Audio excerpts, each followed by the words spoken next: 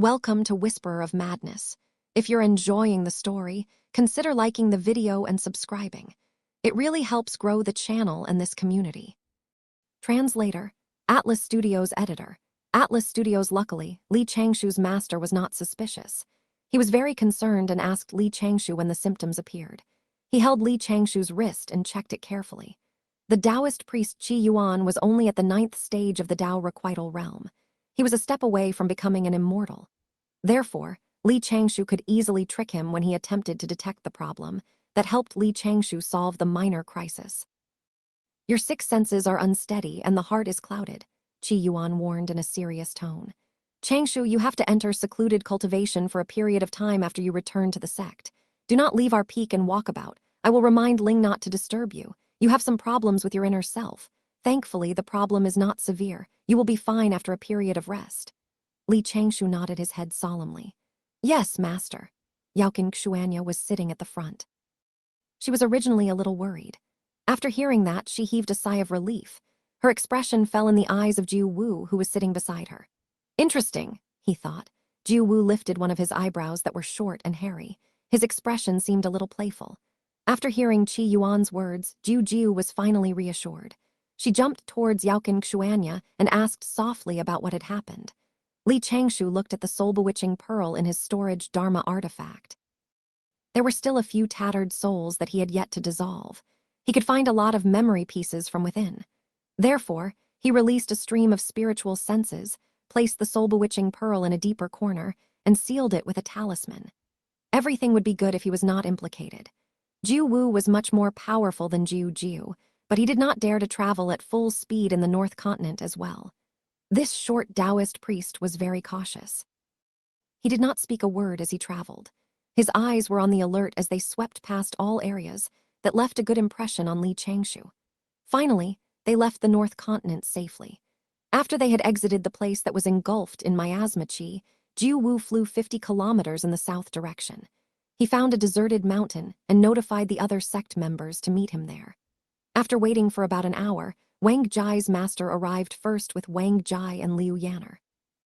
Xianxia's master, Jiang Jingshan, and Yuan Qing's master, Lin Qi, arrived after another 4 hours. Jiang Jingshan was a standard female immortal. She was beautiful and appeared as though clear breezes surrounded her. She had an elaborate hairstyle and was wearing heavenly clothes. Jiang Jingshan looked heavenly but approachable. Little Ya! When Jiang Jingshan saw a beloved disciple kneeling on the ground, she cried out her name. Xianxia was covered in bandages, while her dress was covered with bloodstains. She appeared extremely tired and seemed like a completely different person. Jiang Jingshan seemed devastated. She rushed towards Xianxia in just 2 steps and engulfed her in a hug. Master! I'm here. I must be blinded by Yuan Qing when I accepted that bandit's request. How could I send you to search for the fire-loathing enlightenment herb and treat it as a priming opportunity? It's all my fault. Xianxia's eyes turned red. She took a deep breath and calmed herself down before replying in a hushed tone. It's my incapability that made you worry about me. Lin Qi, who arrived together with Jiang Jingshan, had just heard about Yuan Qing's death. He was not enraged. He looked at Xianxia and her master and asked solemnly, what happened exactly? When they had parted ways in search of the missing disciples, they had brought away one of the Essence Immortals that had been Yuan Ling's accomplices. After hearing about the events from that Essence Immortal, they killed him as well. Jiu Wu said, do not panic, junior brother Lin Qi. Let Xianxia explain the entire situation. Xianxia, try to be as specific as you can. Do not hide anything. Jiang Jingshan motioned at her disciple. Little Ya, say whatever you want. I have your back. At your orders. Xianxia looked at Li Changshou, who was standing behind the crowd. Her emotions were rather unstable, but she calmed down when she saw him. She heaved a sigh before describing the events from when the 5 disciples parted ways. She was extremely detailed in her description and said everything that she knew. She talked from the afternoon to sunset and finished when the sky was filled with stars. Why did Sister Poisonous start telling the story from when the world was created? Li Changshou thought sarcastically. He walked a little further away and started meditating while Xianxia described the entire situation that happened. After Jiu had been trapped, Yuan Qing had not attacked Xianxia immediately. He had hired a bunch of evil robbers to attack them beforehand to earn the reputation as the hero who saved the beauty. However, the beauty, Yaoqin Xuanya, was much stronger than the hero, Yuan Qing, putting him in an awkward situation. Thereafter, Yuan Qing had changed his plans. He had had his accomplices pressurize them to make it seem as though they would not survive the attacks. He had then seized the opportunity to confess his feelings for Yaoqin Xuanya. However, Yaoqin Xuanya had firmly rejected his proposal to die together and meet again in their afterlives, even when she had been facing doom. Yuan Qing's plans had all failed, and that had angered him. Thus, he revealed his true self and tried to control Yaoqin Xuanya using a love parasite. However, Yaoqin Xuanya had found an opportunity to run away with a precious shifting talisman.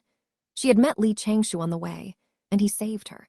After her injuries had recovered, Yaoqin Xuanya had wanted to take a detour and return to the Chaos Treasure Forest. However, after a few days, she had found that she had lost her way and had been unluckily found by Yuan Qing and his accomplices. They engaged in another battle. Li Changshou had happened to be walking past the battle again. Under the instruction of Li Changshou, Yaoqin Xuanya had lured those people to the nest of a powerful venomous creature. That bunch of people had been eventually poisoned by the creature and lost their life. Meanwhile, Yaoqin Xuanya had killed Yuan Qing by herself. When Yaoqin Xuanya said that, Li Changshou could not help but to exclaim internally, Yuan Qing had so many chances. Why couldn't he make use of it? Li Changshou was a little indignant for Yuan Ling and Yuan Qing's other subordinates. After Yaoqin Xuanya finished her story, many eyes turned to Li Changshou. Jiang Jingshan led Yaoqin Xuanya over and thanked Li Changshou formally. She added that she would send them precious gifts when they returned to the sect. Li Changshou declined the offers demurely. Qi Yuan was afraid that Li Changshou would say something wrong, so he quickly accepted their thanks with a happy face. Only Yuan Qing's master, Lin Qi, was the most awkward. Haze! Lin Qi sighed and exclaimed, I was blind when I accepted him as a disciple. I'll accept the punishment for that when we return to the mountains. Jiu Wu consoled him. Yuan Qing was extremely cunning. He had been devious since the day he entered the sect. You had accepted him as a disciple during the sect founding ceremony previously. This is not your fault, junior brother. Lin Qi shook his head dejectedly. He did not want to say anything else. While Yaoqin Xuanya killing Yuan Qing was understandable and acceptable, she still had to receive punishment for killing her senior brother. The punishment would not be very severe. She was likely to be confined in the mountains for a couple of years to think through her wrongdoings. Jiu Wu praised Li Changshou as well. He said that the sect would definitely reward him after they returned. They would not rip him of the rewards that he deserved. The group did not return to the Immortal Du sect together. Li Changshou, Liu Yanner, Wang Jai, and their masters took their time to return to the sect. Meanwhile, the others rushed back to the Immortal Du sect to receive their punishments and admit their wrongdoings. The reason why they were in such a hurry was because of Jiang Jingshan. Yaoqin Xuanya's master was not an ordinary person. She was a disciple of the sect leader and held a high-ranking position in the sect. Her cultivation was impressive, and she had many Dharma treasures. Jiang Jingshan and her Dao companion were very respectful towards each other. Her Dao companion was a powerful cultivator who was at the Heaven Immortal realm. Although the incident at the North Continent had ended, Jiang Jingshan would not allow her disciple to suffer such grievances. Before she made her way back, Jiang Jingshan had sent a letter to her Dao companion, requesting him to find a few sect members who had time in their hands. When she returned, they could head to the South Continent to demolish the Mortal World organization supporting Yuan Qing. They would not allow any potential risks to be around. The journey back to the mountain was peaceful and mundane. However, while they were on their way, Li Changshou would always shiver when he heard Liu Yanner calling her junior brother Jai Jai fondly. Cough. That's a cultural difference.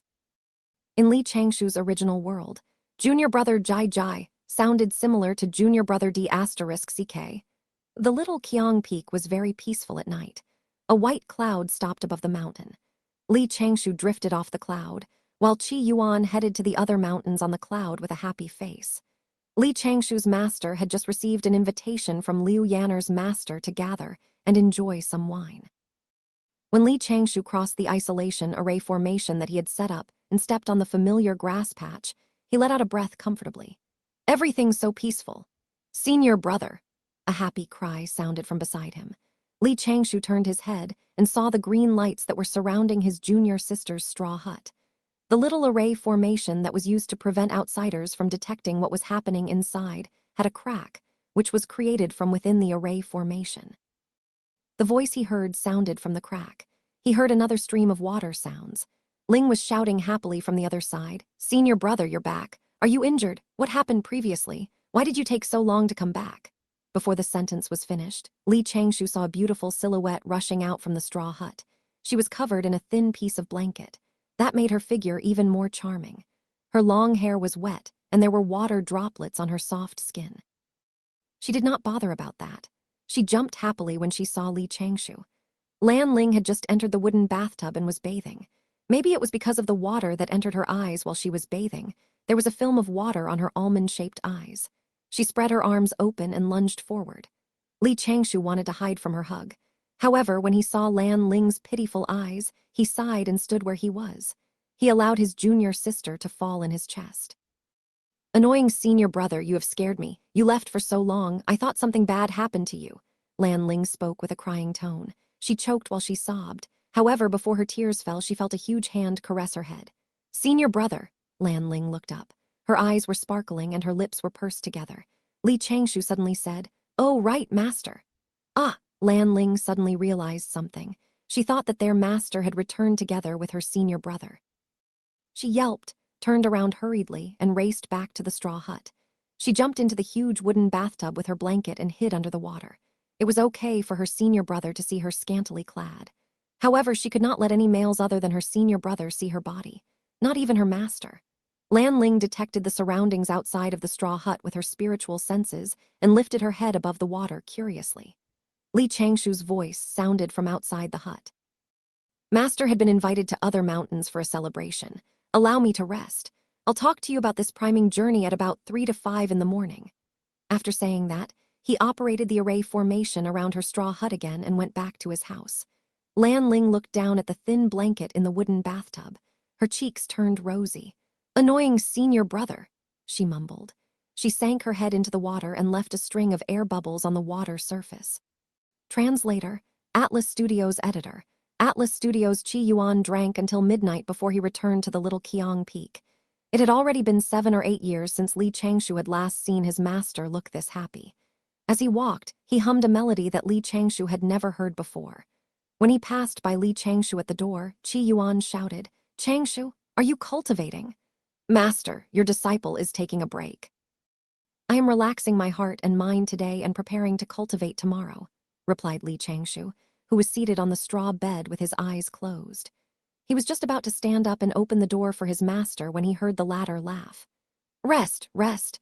I am going back into seclusion. You did well this time. You used your escape techniques to save Marshal niece Xianxia of the heaven-breaking peak. You have really glorified our little Qiang Peak this time. However, you cannot become too proud of yourself. You must make cultivation your priority. Do not spend more time and effort than before on your escape techniques. Your own Dao realm should be at the core." "Your disciple understands," replied Li Changshou from inside the house. Chi Yuan smiled as he stroked his beard and said, "Keep working hard to solidify your cultivation level. You cannot act with undue haste when cultivating. You have to progress steadily, step by step. That is the only way you will be able to cross major hurdles. Go ahead and rest. Your master is going into seclusion. Ling has become haggard from worrying about you over the past few days. Remember to comfort her later on." "Yes," replied Li Changshou in a warm tone. Chi Yuan laughed and then continued humming as he walked into his own straw hut. After he entered, he activated several arrays around his house. One needed silence while cultivating in seclusion. Noise cancellation type arrays and vigilance type arrays were necessary. Li Changshou looked at the jade boxes in his storage Dharma artifacts and then heaved a sigh of relief. He would prepare for several more days before starting to build the pill chamber, which he had been dreaming about for a long time. Finally, he would be able to refine immortal melting pills. If he could refine immortal melting pills successfully and persuade his master to use these pills while he was enduring the heavenly tribulation, there would be a 90% chance that his master would survive. To postnatal living beings who wanted to live long, becoming an immortal through the heavenly tribulation was suffering that could not be avoided. Once the heavenly lightning struck, the decision would be made on their life or death. Since the ancient days, nobody dared to say with complete confidence that they would be able to make it through the heavenly tribulation alive. Since he had been injured before, Qi Yuan's Dao base was compromised, and his own cultivation level was not stable. The power of his soul was also about half that of ordinary cultivators in the 9th stage of Dao requital. If Li Changshou did not find other ways to help him, his master would surely die during the heavenly tribulation. Yet, Qi Yuan insisted on enduring the heavenly tribulation to become an immortal. Qi Yuan was not only the master of Li Changshou and Lan Ling, but he was also the peak leader of the Little Qiang Peak. He was the only peak leader in the Immortal Du sect who had not yet ascended to immortality. The other senior peak leaders would never inform the Little Qiang Peak about the decisions they made. In comparison, Ant Master Jiu, who had joined the Immortal Du sect several years after Qi Yuan, was already a perfected immortal. Unfortunately, Qi Yuan was far behind her. Before ascending to immortality, human cultivators had to be younger than 3,000 years old. This was the Dao limit. Qi Yuan actually had hundreds, maybe even over 1,000 of years to go. However, Li Changshou knew that his master did not want to suppress his cultivation level any longer. Much less did his master want to wait until he was running out of time before he took a gamble and tried ascending to immortality. At times, Li Changshou even felt like his master was hoping to die in the heavenly tribulation. Perhaps he wanted to endure the heavenly tribulation with this expectation of death, in the hopes that he would be able to survive. Perhaps all of this sounded noble and enthusiastic. However, to Li Changshou, his master's mindset was both stubborn and silly. That was why Li Changshou had begun preparing 15 years ago. That was the reason Li Changshou had decided to act against his principles for the very first time, by leaving the security of his own mountain and going to the North Continent. When he had found the immortal emancipating herb, he had also decided to take the risk and plot against the three-eyed blue wave serpent, Yu Wenling, and the others. The core of Li Changshou's first plan to help Master endure the tribulation involved refining immortal melting pills from immortal emancipating herbs. When the time came for his master to endure the heavenly tribulation, Qi Yuan would only have to make it through the first tribulation in order to develop a wisp of immortal spiritual aura. Then, he would be able to swallow the immortal melting pill. The pill would allow him to feign death and activate the deliverance by execution. Then, he could avoid enduring the subsequent tribulations. If immortals failed to endure the heavenly tribulation, they could go through deliverance by execution and become turbid immortals. Turbid immortals could not compare to essence immortals in terms of cultivation and mystical abilities. However, they had similar lifespans. They could also continue to cultivate. According to the classic texts, the highest cultivation level that turbid immortals could achieve was the perfected immortal realm. This route was often referred to as the Earth Immortal Dao, in contrast to the Heaven Immortal Dao. As part of this first plan, Li Changshou had even managed to chart out the later years of his master's life. Qi Yuan would become an Earth Immortal and accumulate hundreds of years of cultivation. Then, he would go to the heavenly courts, which had just been set up and were lacking manpower. There, he would get an easy role as the Earth God of a small region, a mountain god, or a river god. All he would have to do was enjoy fragrant offerings and enjoy a lifespan as long as ordinary perfected immortals. If Qi Yuan managed to achieve something that would earn him rewards from the heavenly courts, he might even be able to live as long as heaven immortals. At the same time, Qi Yuan could build a network in the heavenly courts. Once Li Changshou and his junior sister were ready, they could go to the heavenly courts and apply for an easy role as well. In the future, they could become elders of the management organization of the three realms. Then, they would enjoy an easy life until they died of old age. That was a perfect plan. Refining this pill would not be considered cumbersome. If I could get a perfected immortal like Ant Master Jiu to help me, and if I could prepare more ingredients, I would be able to produce it. However, Li Changshou's master was a model cultivator in the sect. He was the type that would rather suffer and die than lose his reputation. Persuading him to use such a method to survive would probably be much more difficult than finding the immortal emancipating herbs. Still, As his disciple, Li Changshou had to endure this karma. This was a responsibility that he could not shy away from. If this did not work, he would have to cheat and lie. He would have no choice but to wrap the immortal melting pill in candy and tell his master that it was a life-saving immortal pill. Just thinking about this made Li Changshou smile. The birds and bees cried out outside his window as he began to think about his own experience during this journey. He reflected on the areas in which he fell short. Li Changshou was not good enough when he dealt with the essence immortal. He was also not fast enough in cleaning up. He could improve on his man-forming paper cutouts. The clones he produced still did not look 100% realistic. Li Changshou was also slow in transitioning between the escape techniques of the 5 elements. When he entered the roots of the old cypress tree, there were waves in the ground. After a self-reflection period, Li Changshou found that he still had time to improve on these shortcomings. After all, there was no need for Li Changshou to go out on more expeditions. He would just remain on the mountain to cultivate. As for his own heavenly tribulation, Li Changshou was in no hurry. As long as he was not 99% sure that he would survive the tribulation, Li Changshou would not take that step. The remaining 1% chance was left in case there were spasms in the heavenly Tao. Dong! A rock knocked into the wooden wall of his straw hut. Li Changshou pinched his fingers together to count and realized that it was already past 5 in the morning. He got to his feet and walked out of the straw hut towards the house where his junior sister lived. In the 10 years since his junior sister had joined the sect, Lan Ling had been receiving lessons, makeup lessons, and life guidance from 03:00 to 05:00 a.m. When Li Changshou arrived in front of her straw hut, he knocked on her door gently, causing it to open slightly on its own. Then, he pushed it and walked in. A pink curtain flew towards him. Even the carpet underneath his feet had become pink. Through the translucent screen, he saw a familiar figure lying on the bed, facing inwards. Her gauzy dress gave Li Changshou glimpses of a beautiful view. The obstructed view, however, was the most forgiving. It spared one from developing dirty thoughts. Li Changshou did not spare her a second glance. He sat at the host's seat and said nonchalantly, "Stop pretending to be asleep. You don't normally sleep in such a graceful position." He heard whining coming from behind the screen.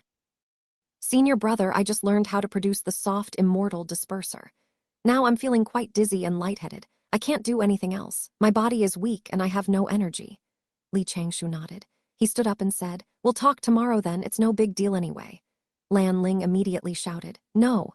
Then, indignantly, she said, "Sit down, I'm coming out now, HMPH. You better explain clearly why you came back so late." There was a lot of swishing around before Lan Ling finally walked out from behind the screen in a long dress. She sat on the left side of the table and glared at Li Changshou furiously. Li Changshou smiled helplessly and said, "Actually, we met with an accident. Do you know Yuan Qing of the Heaven-Breaking Peak?" "Yes," replied Lan Ling. She blinked and said, "He's the disciple from the Heaven-Breaking Peak who went to the North Continent with you. He's ranked 2nd in our generation. It's said that he's quite gentle. Remember, men only put on an act of being gentle. He plotted against Xianxia this time, and Xianxia killed him." Li Changshou shook his head and organized the images surfacing in his memories. Everything he did was an example of losing the big picture for the sake of minor gains. He gave up his own identity as a disciple of the immortal Du sect and insisted on obtaining worldly, transient royal powers. Lan Ling supported her chin with her hand and leaned forward on the table. Softly, she said, "Senior brother, what happened?"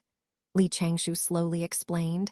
"Xianxia is the 6th princess of a country in the South Continent. Yuan Qing is the son of a concubine belonging to a distinguished family. He is referred to as 4th young master. Yuan Qing's mother was probably a concubine, but she was a powerful one. She was the young mistress of another distinguished family and held some power herself. These people set their sights on the 6th princess, who had been sent as a disciple to the immortal Du sect. If Yuan Qing married the 6th princess, not only would he become the prince of that worldly country, but he would also be able to hold more power in his own household.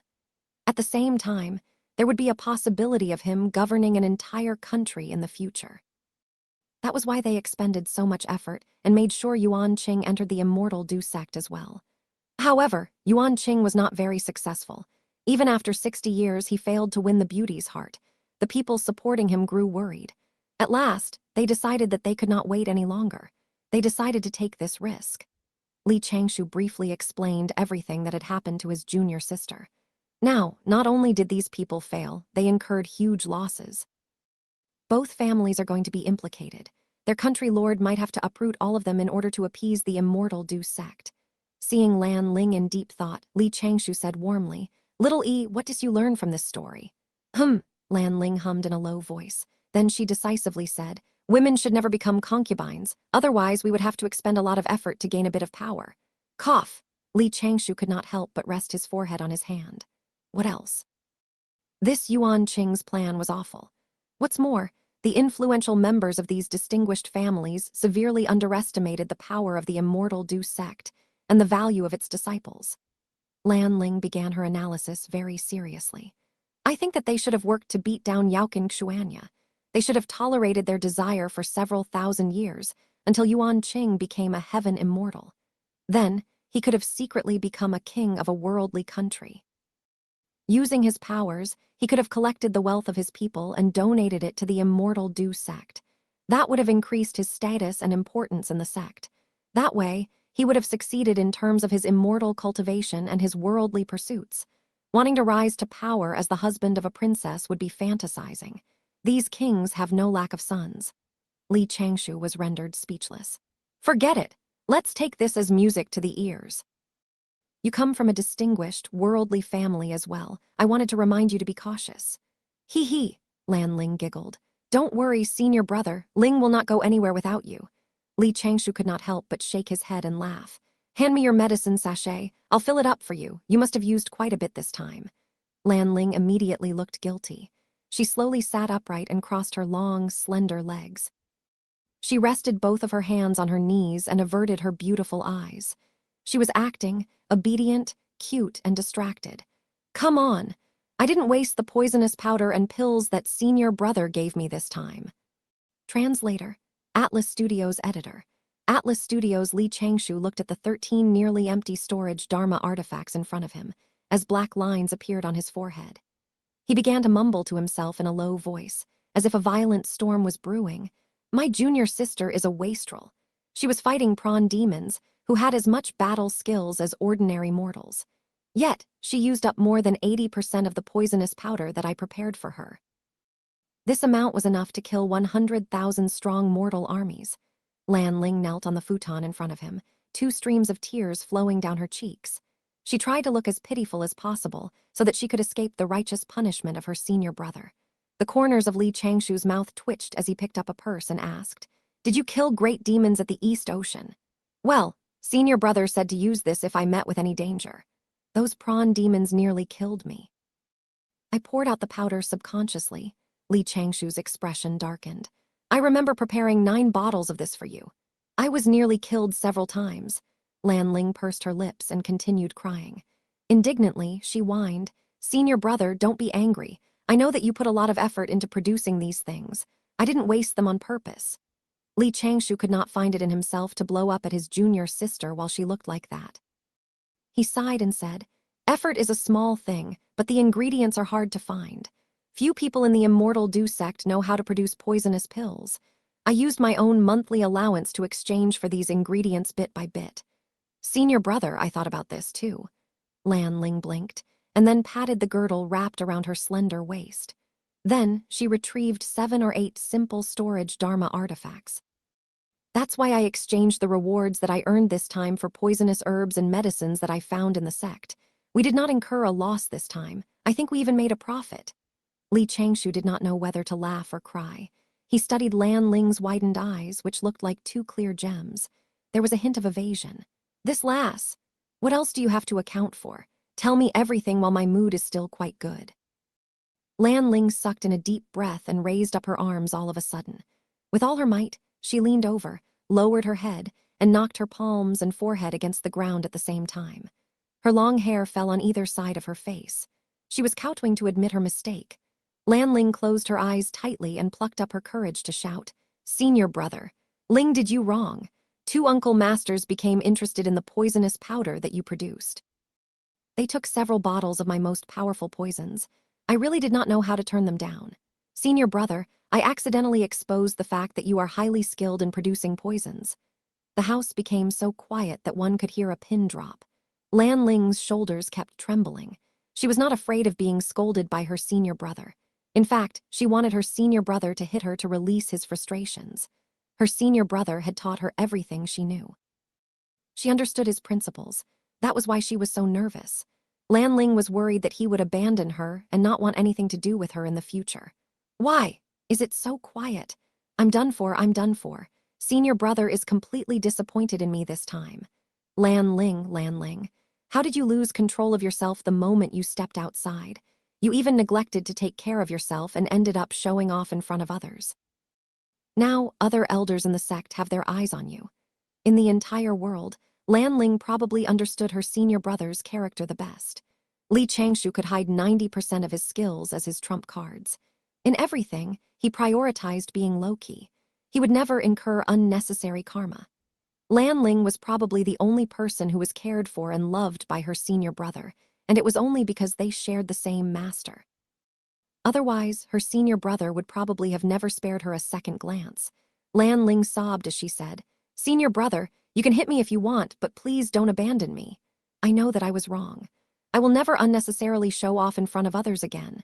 Lan Ling caught a glimpse of a hand reaching out towards her and instinctively squeezed her eyes shut. Ever since Lan Ling had joined the sect, she had never endured physical punishment. Would her first time be a good bashing from her senior brother? It was a good thing if he would hit her. At the very least, her senior brother could employ such a method of punishment on her. The hand, which carried countless worries, finally landed. However, it did not hit her. Instead, it made a bend and pinched her ear and then twisted left and right. "Ow, senior brother, be gentle. It hurts. My ear is falling off. Stop using this tone with me. If master hears you, he might think I'm doing something else."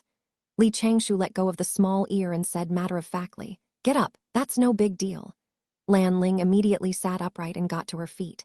This movement revealed a considerable amount of her slender figure. Frustrated, she looked at her senior brother and asked softly, "Senior brother, you're not hiding your skills. Are you going to have a face-off with the sect?" "A face-off? What face-off?"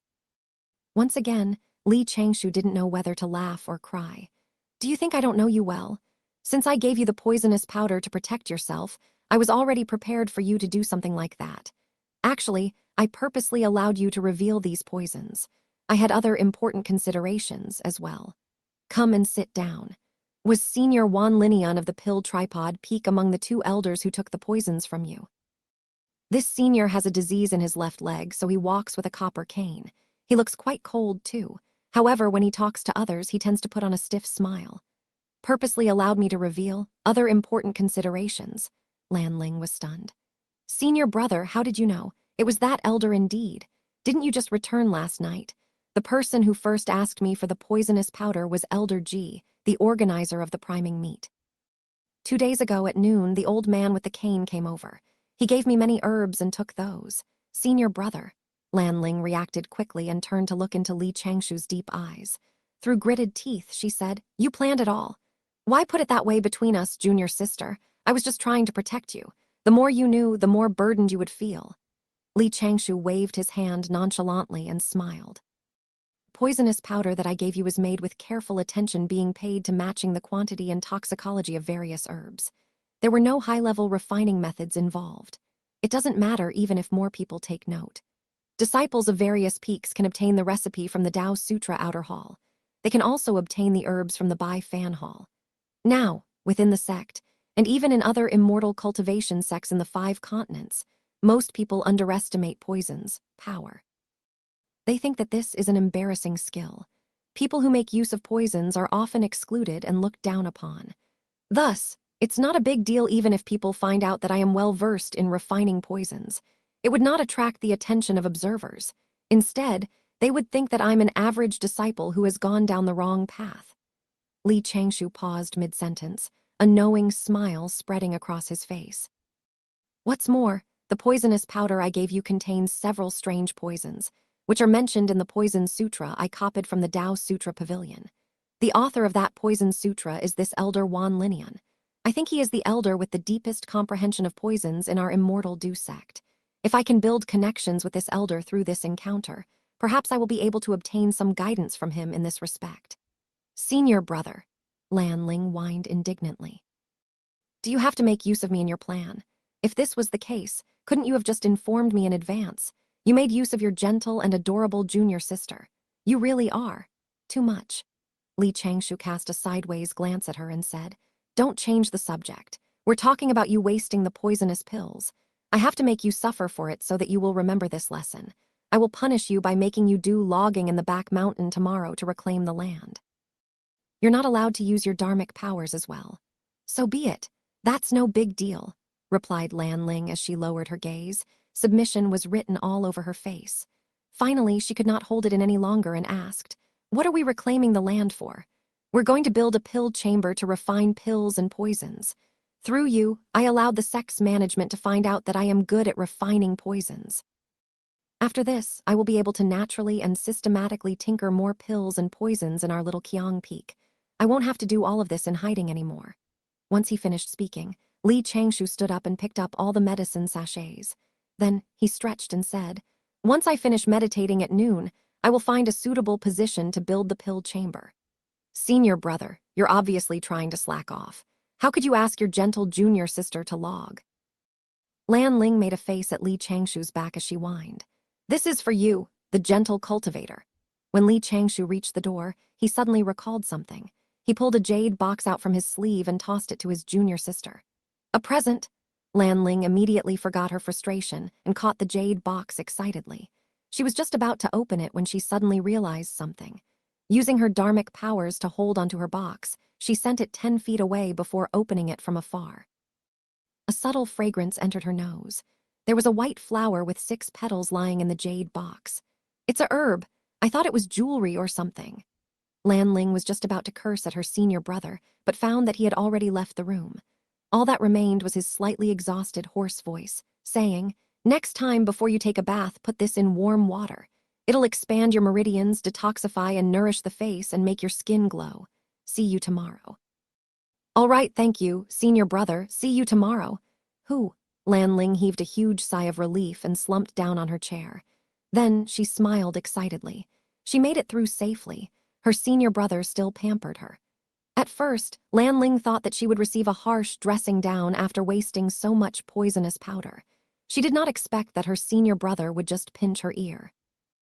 Yet it looked like her senior brother had everything planned for the priming meet, down to the little details.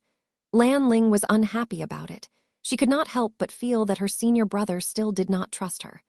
Forget it! That's what senior brother is like. He always burned his cut hair until not even dust remained, and used poison to melt his cut nails until they melted completely.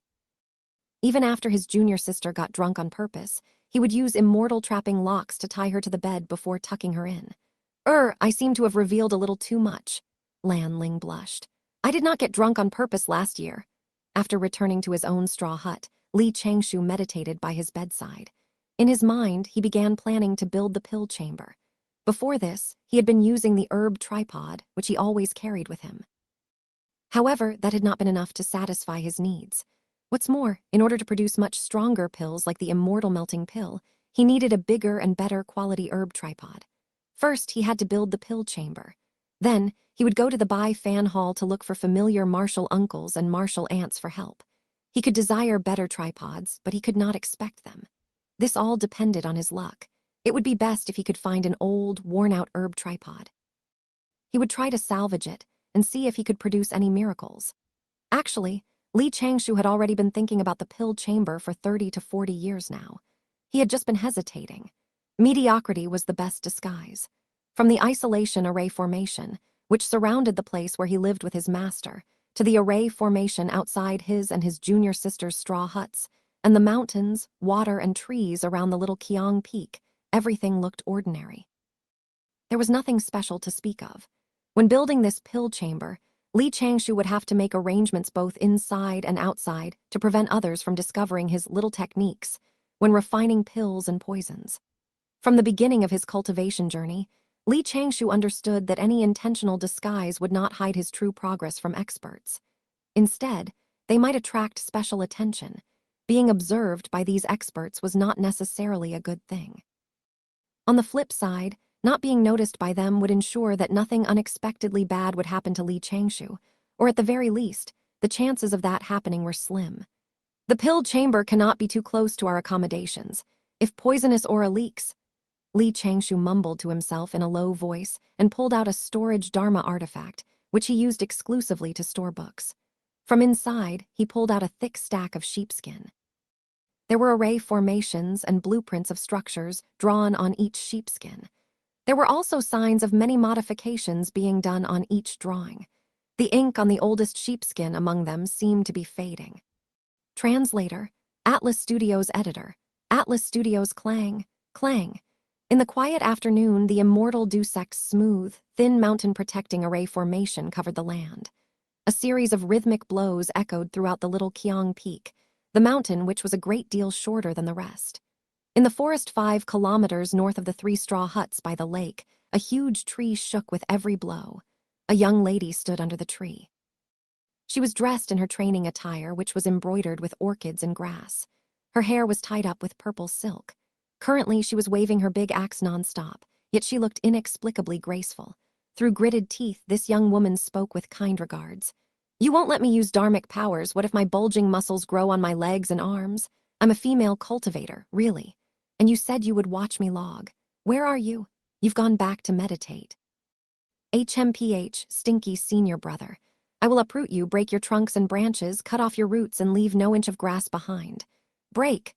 Crack! The old tree swayed back and forth slowly before it finally tumbled to the ground, scaring all of the birds in the forest. All of a sudden, she heard a voice from behind her. "Are you? Little Ling?" Lan Ling jumped up, holding her axe. Immediately, she became cautious. When she landed on the ground, she turned around and looked up at the person floating in the air. For some reason, she looked familiar. The female immortal was seated cross-legged on a 10-feet-long wine gourd and was dressed in a dirty-looking hemp garment. D***MN, her hemp garment looks like it's going to be torn apart at any moment. "Oh, so it's Aunt Master Jiu. Lan Ling quickly set her axe down and cupped her hands in a Dao salute towards Aunt Master Jiu. In the back of her mind, she recalled several model greetings that her senior brother had taught her. From among them, she chose the most appropriate one and gently said, "Your disciple Ling pays her greetings to Aunt Master Jiu. Your disciple's cultivation is low, and I did not welcome you fast enough. Please forgive me, Aunt Master." Don't worry, don't stand on ceremony," replied Jiu. Immediately, she developed a liking towards this martial niece standing underneath her, who was polite and courteous with her words. Jiu kept her huge wine gourd and jumped down from the sky. "Is your senior brother here? I am looking for him." "Senior brother should be cultivating," answered Lan Ling gently and submissively.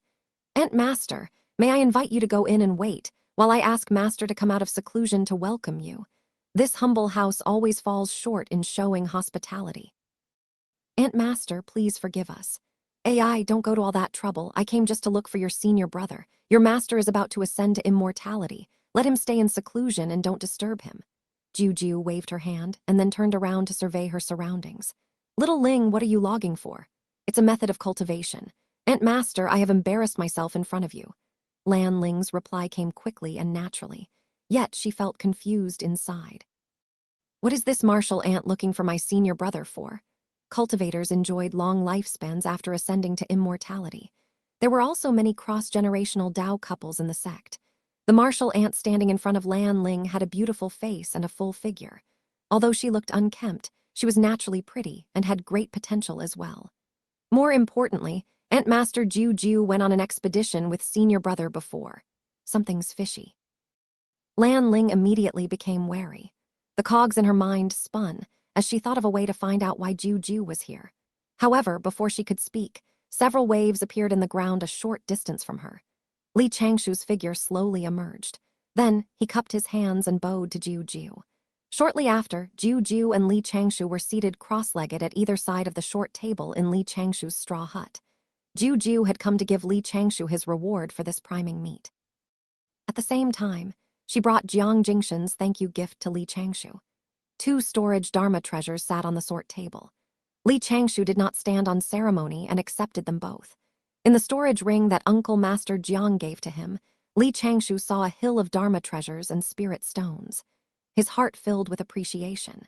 As he surveyed the little Qiang Peak's Earth meridians earlier, Li Changshou worried about the resources he would need to build the various array formations. However, after receiving Uncle Master Jiang's gift, half of his problems were solved. Li Changshou asked, "Aunt Master, why didn't you go to the South Continent?" "AI," Jiu sighed. Listlessly, she slumped on the table. Her eyes looked dull. "I wanted to go and play around, but when I got back to the mountain, they questioned and reprimanded me until now. I just came out from the punishment hall. I'm worrying now. The elders have punished me with an alcohol ban lasting 3 years. Ah, they might as well tie me to the lightning-conducting pillar to be struck for 3 years." Li Changshu could not help but smile. It was only then that he realized Jiu's little Dharma wine gourd was gone. The elders of the sect must have taken it away. Just then, Lan Ling entered the house carrying tea. When she saw this scene, she pursed her lips. "They look so casual. This martial aunt gets along so well with senior brother. There is something wrong with her indeed." Lan Ling served the tea, and then carried her own meditation cushion to her senior brother's side. She knelt down and sat on her feet obediently, and even intentionally placed her arm on her senior brother. Jiu saw this and stared at Li Changshu.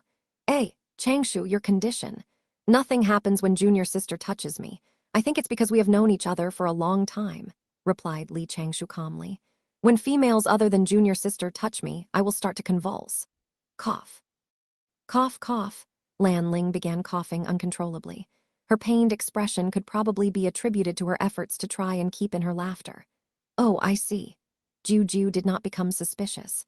She remained slumped on the table as she sighed listlessly. Both her eyes were still devoid of light. 3 years? How can I endure 3 years? How can I go into seclusion without wine? How can I cultivate? I won't even be able to sleep. I will have no energy to do anything. This rascal, Yuan Qing. Why did he have to set all of these up? He could have just gotten himself into trouble. Now I have to endure 3 years of punishment as well. Li Changshu frowned and pondered deeply as he rubbed his chin and sighed. When Lan Ling saw this expression on her senior brother's face, she instinctively moved aside and sat upright. She looked steadily forward, not daring to say a single word. Lan Ling stole a glance at the angle at which Li Changshu's eyebrows were tilted downward. Then she confirmed that her senior brother was going to play a trick on someone. Every time her senior brother made that expression, either she or her master would be used in his plan. "Aunt Master Jiu, why don't we negotiate something?" "Huh, negotiate what?" asked Jiu wearily. "For the 3 years that Aunt Master is not allowed to drink wine, if you're unable to cultivate, why not come and build array formations together with your disciple?" Li Changshu's expression was serious as he continued. "As thanks for your help, your disciple will help Aunt Master brew 3 premium kinds of wine that have already ceased to exist. 3 years later, Aunt Master can enjoy them. What's more, you will get a drink that can replace wine. Premium wine that has ceased to exist. A drink that can replace wine." Jiu immediately perked up and sat upright. "What is it? Are you trying to bluff me into doing work for you for free?" "Let's make this clear, I'm not good at array formations. Aunt Master, you will only need to use your immortal powers to stabilize the base of the array formation and suppress the spiritual powers," replied Li Changshu as he smiled calmly. Then he asked, "Aunt Master, do you like to drink wine or the taste of wine? Do you like the taste of wine or the feeling you get when you drink too much?" Jiu said softly. "Both. I joined the sect when I was 3 years old. Coincidentally, my 5th senior brother, who was put in charge of taking care of me, loved drinking wine. Once, he accidentally threw me in a wine vat to be bathed. Since then, I could not get my hands off of this stuff.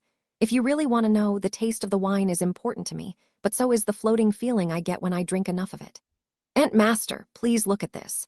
Li Changshu pointed to the teacup in front of him. From inside his sleeve, he pulled out a small jade pot. He opened the jade pot and put a drop of light green liquid into the teacup. A moment later, a fragrant smell floated across the room. The drink in the teacup turned green. Li Changshu smiled and said, "Try it, Aunt Master. See if you get the same floating feeling." "Oh," Jiu blinked, picked up the teacup and smelled the drink out of habit. She could only smell a light fragrance.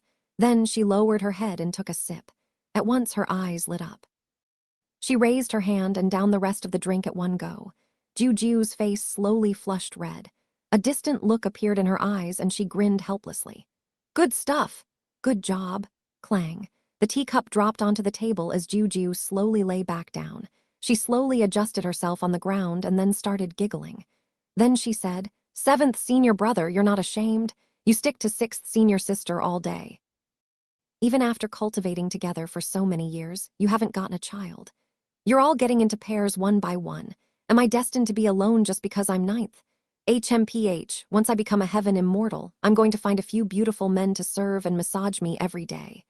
Little Changshou, don't you ever look down on your master. Your master was so formidable back then. Slowly, Juju began to snore. She hugged her futon and lay down on the ground, fast asleep. Lan Ling asked curiously, "Senior brother, what is this?" "Drunken immortal," replied Li Changshou using voice transmission. "Not only is this meant to be an incapacitating agent, but it is also a good wine. However, it does not contain any alcohol. Apart from making one drunk, it has no other effect. I eliminated this at first." According to the ancient texts long ago, immortals who loved drinking all tried this immortal brew. However, they became extremely addicted to alcohol and downed these in one go. These are made in the same way that wine is made. However, while immortal fruits and grains are used for making wine, 32 types of herbs are used to make drunken immortal. Lan Ling asked worriedly, "Can you really make 3 types of these?" Li Changshou smiled and nodded. He glanced at Jiu Jiu, who was in deep sleep, and thought about the pill chamber that he would obtain soon. Then he sent another voice transmission to Lan Ling. "Don't talk about 3 types, I can even make 13 types. If I have the help of a perfected immortal, a lot of things that I previously thought would be impossible would now be attainable. Once the pill chamber is complete, it would be safer and more secure." "All right," replied Lan Ling, pouting. As she looked at her martial aunt, who looked exceptionally lovable while she was sleeping, Lan Ling could not help but feel threatened. Thus, 2 years later. Clang! Someone kicked open the wooden door of Li Changshou's straw hut. Jiu Jiu, dressed in a hemp garment, rushed into the house agitatedly. "Quick, this month's drunken immortal and beauty's charm." "You're not in. Aya, why are you refining pills again? I should just tie you to the medicine furnace." Jiu Jiu stomped her foot and cursed under her breath. Then, she hurriedly turned around and jumped into the air, wanting to head towards the dense forest behind the straw hut. Yet, she suddenly stopped herself. She tilted her head and stared at the deep forest in front of her, as she felt the faint movement of spiritual energy. Black lines appeared on her forehead as memories of being pathetically trapped inside more than 10 times over the past 6 months surfaced in her mind. If she did not already know what lay in front of her, she would not have been able to tell that there were more than 28 bright arrays and 76 dark arrays inside. In addition, there were trapping arrays and mazes which were all linked. Where is the life gate? Did I really help to build this place? Is it here? That doesn't seem right. Is it here? Ahia, these array formations are so irritating. Li Changshou, get out here. Otherwise, I'll tear your entire house down. Gentle breeze blew past the forest. Several trees swayed as the flow of spiritual energy in the forest sped up. Li Changshou's hoarse voice could be heard in the wind. "The array formation has been undone. Your disciple is looking after the furnace. It's not convenient for me to come out and welcome you." Juju blinked and carefully advanced 100 feet. Once she made sure she was safe, Juju charged towards the center of the forest furiously. There, a small, elegant structure stood quietly. Clear air drifted out of it, carrying a fresh fragrance throughout the forest. Translator, Atlas Studios editor. Atlas Studios, the structure was 100 feet tall and divided into 2 levels. From afar, it looked like a wine gourd. The chief designer, Li Changshou, probably had inspiration from the Dharma treasure that Jiu Jiu constantly carried with her, the evil-vanquishing Ruyi sword. That was the wine gourd that could expand and minimize and carry people into the air. The structure stood inside a pond. 800 feet in front of the door was a well. Water from the well and the pond mixed. If one looked down at the structure from the sky, they would see a yin-yang diagram embedded in the forest, measuring about 1,000 feet in diameter. The pond was in the shape of the yin and yang fish, while the structure and the well formed the eyes of the fish. This was a feng shui array formation, which could attract good luck and avert evil. What's more, since the immortal Du sect belonged to the Ren school, the yin-yang diagram held a significant place. If one looked up in front of the structure, they would be able to see a wooden sign. On it was written, "Little Qiang Peak's Pill Chamber." If one looked closer, they would find 2 lines of words underneath. "Permitted by the Bai Fan Hall to build small infrastructure for refining pills." Simply put, this was a licensed building. Walking through the main door, the first thing one would see would be a wooden screen. Behind the screen was a huge pill furnace which stood about 60 feet tall. This pill furnace took up a lot of space. Its base was broad, and it narrowed at the top. Made out of huge slabs of violet gold, it was engraved with magic clouds and leaves and came with many restrictions. The only catch was that there were large quantities of patches in the pill furnace's upper parts. This made it look quite unpresentable. Someone had thrown this pill furnace away. However, only the top half of the pill furnace had been destroyed by the explosion. Changshou had made use of his network in the Bai Fan Hall to obtain this pill furnace. Then, he had taken another 6 months to repair it. Finally, he managed to activate it. The pill furnace had 3 legs, 2 ears, and a full, round belly. There were windows on each of the 4 sides of the furnace, which were shaped like yin-yang fish. The fire-congealing array and spirit-equalizing array underneath the furnace were working well. After Changshou repaired the furnace, it recovered 70% of its original efficiency and power. What was rarer was that Changshou did not have to pay a single cent in order to obtain this furnace. The violet gold could suppress huge amounts of the medicinal properties of spirit herbs. One could say that this furnace was the most valuable thing on the little Qiang Peak now. The entire structure was built around this pill furnace. There were several shelves around the furnace. On the shelves were jade bottles, wine gourds, and jade boxes of all sizes. There were also several spirit pills and herbs that were produced by this pill furnace. However, these were quite common pills and herbs. The place was kept neat and tidy by Lan Ling. This junior sister was currently cultivating in seclusion as she was trying hard to improve her cultivation level. When Jiu jumped into the pill chamber from outside, she saw Changshou standing beside the pill furnace, dressed in a light blue robe. He held more than 10 pale gold pills in his palm. It looked like he was trying to improve his comprehension of alchemy. "Little Changshou, what new pill did you create this time?" Jiu walked over curiously. "Aunt Master, do you want to try it? I just produced pills to clear your heart and focus your mind. I altered the flavor slightly." "I think it would be quite effective," said Changshou casually. He slowly handed 2 spirit pills to Jiu, who popped them directly into her mouth. She chewed them for a while and then swallowed them. Soon after, she belched, emitting a clear fragrance. "Very sweet." Jiu held out her right hand and said, "Give me a few more." Changshou took a white jade bottle and filled it with pills. Then he handed the bottle over to Jiu. Jiu did not retract her hand. Instead, she said, "This month's drunken immortal and beauty's charm. Don't worry, I won't forget Aunt Master's share." Changshou gave her a small smile before handing her 2 palm-sized jade pots obediently. Unable to wait any longer, Jiu opened the pot and sucked in a deep breath. Finally, she sighed satisfactorily. "Good. Changshou, your ability to refine pills and make wine are advancing at the same time. Do you need my help today?" "You have not been building any more array formations these 2 months. I can't possibly take all of these for nothing." "I don't need your help today," replied Changshou, smiling.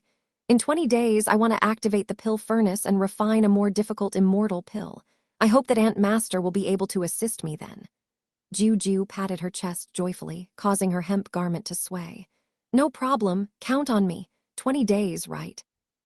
"That's right, 20 days," replied Changshou with a serious expression. "Refining this pill is extremely important to me. What's more, the moment I start the process, I cannot stop. If Aunt Master cannot spare the time, please inform your disciple. Apart from this, I wonder if Aunt Master can keep this matter a secret for me." "What pill is that? Why are you so secretive?" "It's a poisonous immortal melting pill." Jiu jumped. "The immortal melting pill. Isn't it said that this thing could kill even perfected immortals? I think I heard 5th senior brother talking about this a long time ago. What do you want to produce this for?" Changshou smiled and answered, "Poison is a type of medicine. It's just like dishes with different flavors, sweet, salty, and spicy.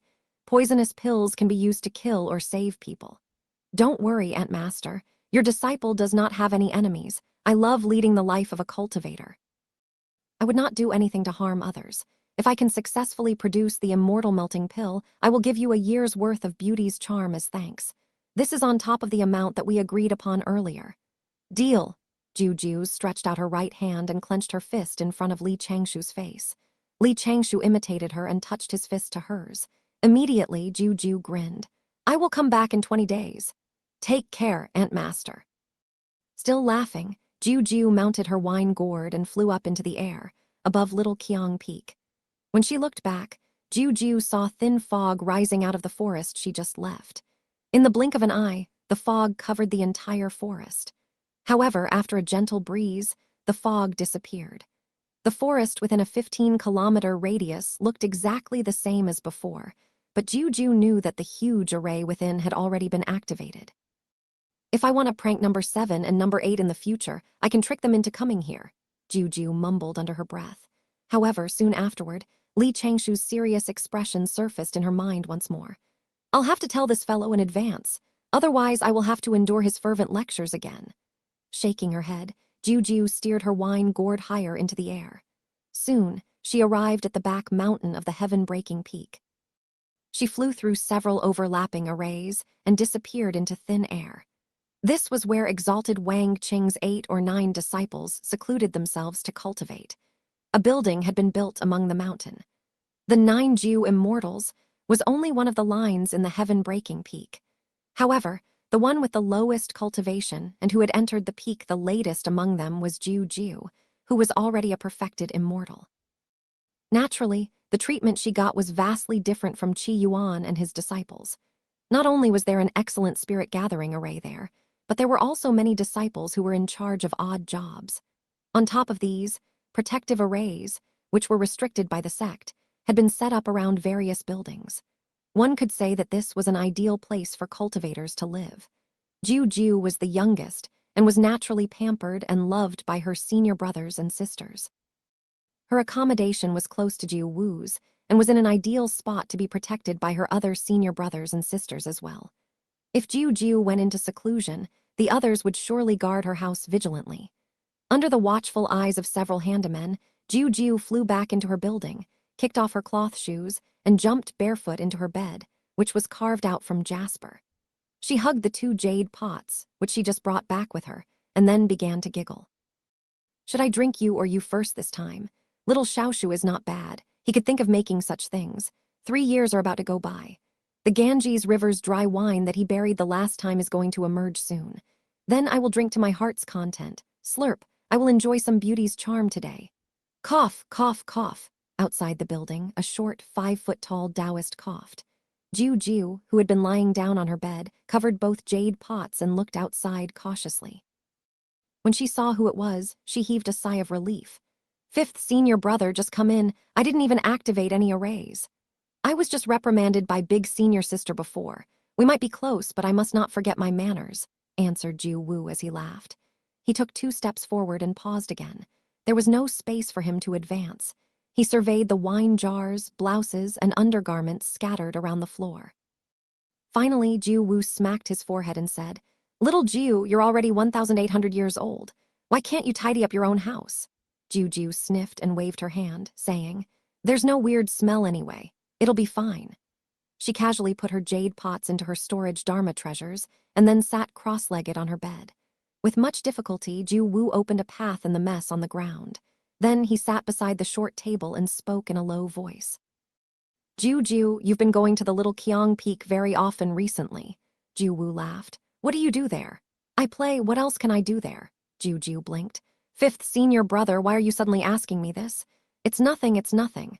Jiu Wu waved his hand and then scratched his head. He thought about the tasks his various senior and junior sisters gave him. All of a sudden, he did not know what to say. How should I put this? I can't possibly ask my junior sister if she has fallen in love with someone in the Little Qiang Peak, can I? Jiu Wu regained his composure. Cough, I remember the first tens of years after you joined the sect. You were quite close to that junior brother Qi Yuan. That's right, replied Jiu, nodding. Back then, senior brother Qi Yuan took very good care of me. Jiu Wu hesitated. Then you, Jiu frowned. 5th senior brother, what's the matter with you today? Why are you stuttering? AI. Jiu Wu stomped his foot and said, I'm going to be straightforward. Little Jiu, you've been heading to the Little Qiang Peak every day during this period. Even though you're on an alcohol ban, you look extremely energetic. Your senior sisters were wondering if you were. Were what? You, me. Jiu frowned, her eyes filled with confusion. Jiu Wu's voice became sharp as his heart raced. He sucked in a deep breath and spat, Are you going to break through? Is it so easy to break through? Jiu rolled her eyes. Tell my senior sisters not to worry. If I hit a bottleneck, I will ask you about it. I will not be hard-headed and try to force my way through. That's good, that's good. I'll go back then. Continue cultivating. Jiu Wu quickly excused himself as he stood up and walked to the door. At the door, he turned around again and asked, "That's right, little Jiu. The spider that you brought back from the Little Qiang Peak the last time is dead. Ask Marshal Nephew Changshou if he has any more. I'll use my treasured pills to trade." "All right, I got it. I'll ask him for you the next time I go there." Jiu Wu smiled subtly. "Gee, since Jiu brought back the strong pupil three-headed spider the last time, I obtained spider webs, which would help me see things from a distance.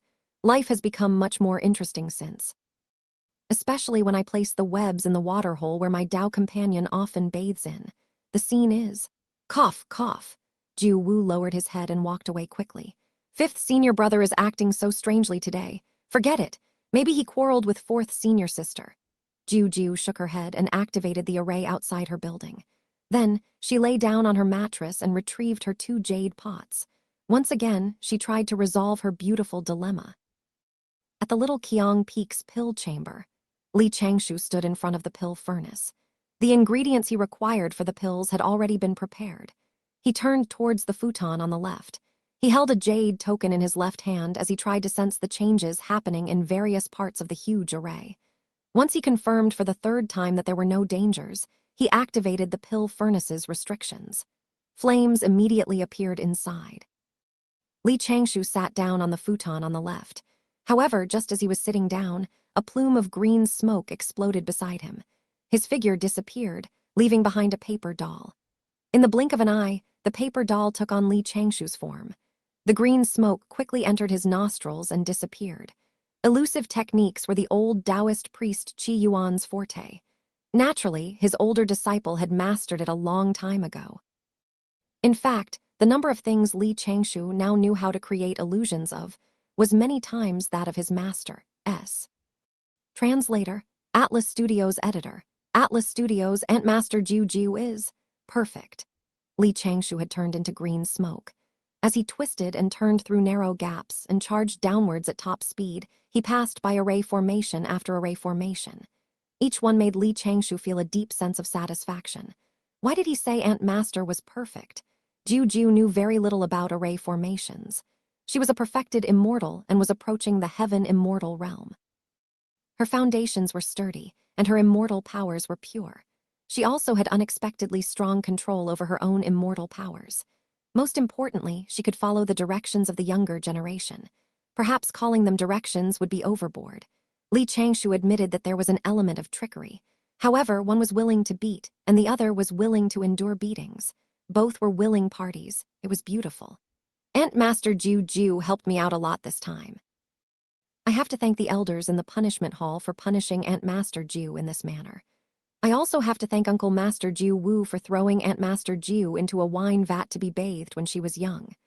I also have to thank myself for finding those few pieces of torn sheepskin in the bookshelf at the corner of the Tao Sutra outer hall. That was how I successfully tested incapacitating agents used in battles like the Drunken Immortal and Soft Immortal Disperser.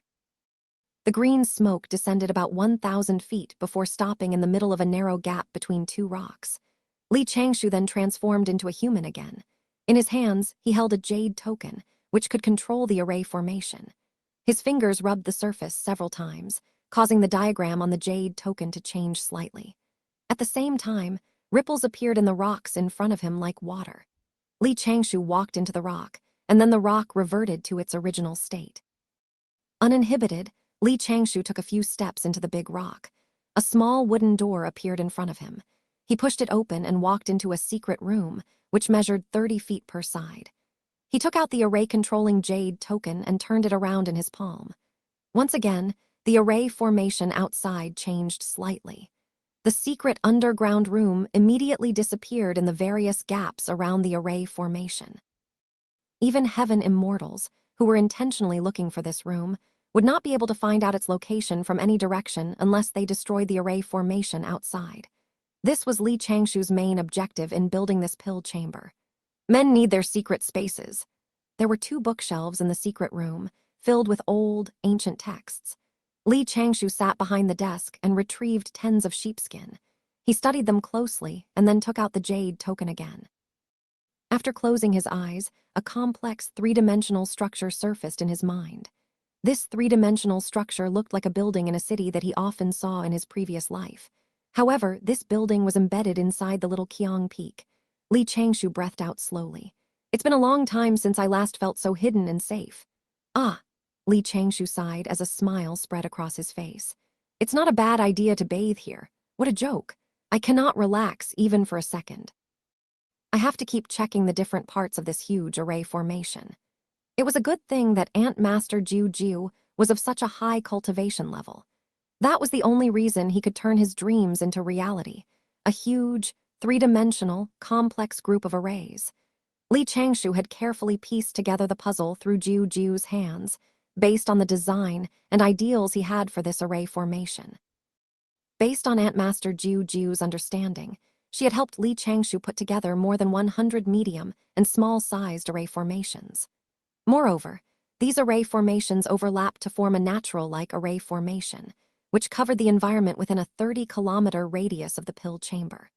The combined effort of Li Changshou and Jiu Jiu produced this huge array.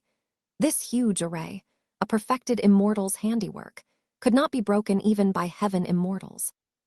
Perhaps only heaven immortals with a deep understanding of array formations would be able to break it. However, Jiu Jiu only knew of this first step. She did not know of the second, third, and fourth steps. The foundation of the main array formations was made out of precious ingredients, spirit stones, and specially refined treasures. Since the foundations were all interconnected, the heaven and earth powers were activated. That allowed the huge array to have multiple different effects. The array formation Dao was vast and deep. Li Changshou knew that he had not yet learned enough about array formations to be called an expert. He had to have a realistic and clear view of his own understanding and skills. However, he could not help his bold and unconstrained imagination. What's more, he could repeatedly expound on these imaginations to make his dreams become a reality, step by step. About 60 to 70 years ago, when Li Changshou had been enjoying a break from cultivating, he had studied the array formations set up around the immortal Du sect. By chance, he had discovered that the foundations of common array formations in primordial times were mostly laid on a horizontal plane. At the time, he thought, what if they could be laid on a vertical plane? The effect should be the same. Take the spherical mountain-protecting array formation, for example. If its foundation were laid vertically, the half-sphere would be able to rotate 90 degrees. Of course, most mountain-protecting array formations needed to make use of power from the Earth meridians. It was not possible to lay their foundations vertically. However, protective array formations aside, mazes, trapping array formations, and killing array formations could rotate freely. On this basis, what would happen if I lay the array foundations on an oblique plane? What would happen if I laid the foundations of several array formations in a crisscross fashion? For example, between two array formations, one could be laid horizontally and the other vertically. They would share 1/3 of their foundations. When I activate the horizontal array, the vertical one will be deactivated, and vice versa. That would create an interference-free switching array. Li Changshou had slowly fumbled his way, and eventually figured out how to allow spiritual power to flow through the array formation. He had also resolved problems with applying the theory to various array formations, foundations. All his work had culminated to this day. Little Qiang Peak's pill chamber's huge, three-dimensional, complex array formation was the successful realization of Li Changshou's theory. If one divided up the huge arrays on the horizontal plane, they would find 3 layers. Jiu Jiu only knew about the top layer, the array formation surrounding the pill chamber. This contained more than 100 trapping arrays and mazes. The layer was about 1,000 feet deep into the mountain. There were also a middle layer and a bottom layer underneath. Jiu Jiu also helped with burying the foundations of the huge, core arrays in the middle and bottom layers. However, this was only the situation when the arrays in this area were activated in the horizontal plane. These array foundations also had several hidden programs laid vertically and obliquely. Among them were many killing array formations. At that moment, the secret room, which Li Changshou was in, was the center of all the array formations. The secret room would only appear in this rock when all the vertical core array formations had been activated and all the horizontal ones were reversed. There was no need to fear even great masters of Earth escape. Without the jade token in Li Changshu's hand and his special controlling hand techniques, one would have to break the little Qiang Peak into pieces in order to find this secret room. If the day came where the little Qiang Peak had to be broken apart, even the immortal Du sect might perish. Before then, there would be a 99% chance that Li Changshu would already be. Cough! There's no meaning in living and perishing with the sect. It is more righteous to remain alive in order to take revenge for my fellow masters and disciples. On a side note, the arrays on the bottom layer were meant to absorb the Earth Meridian's energy.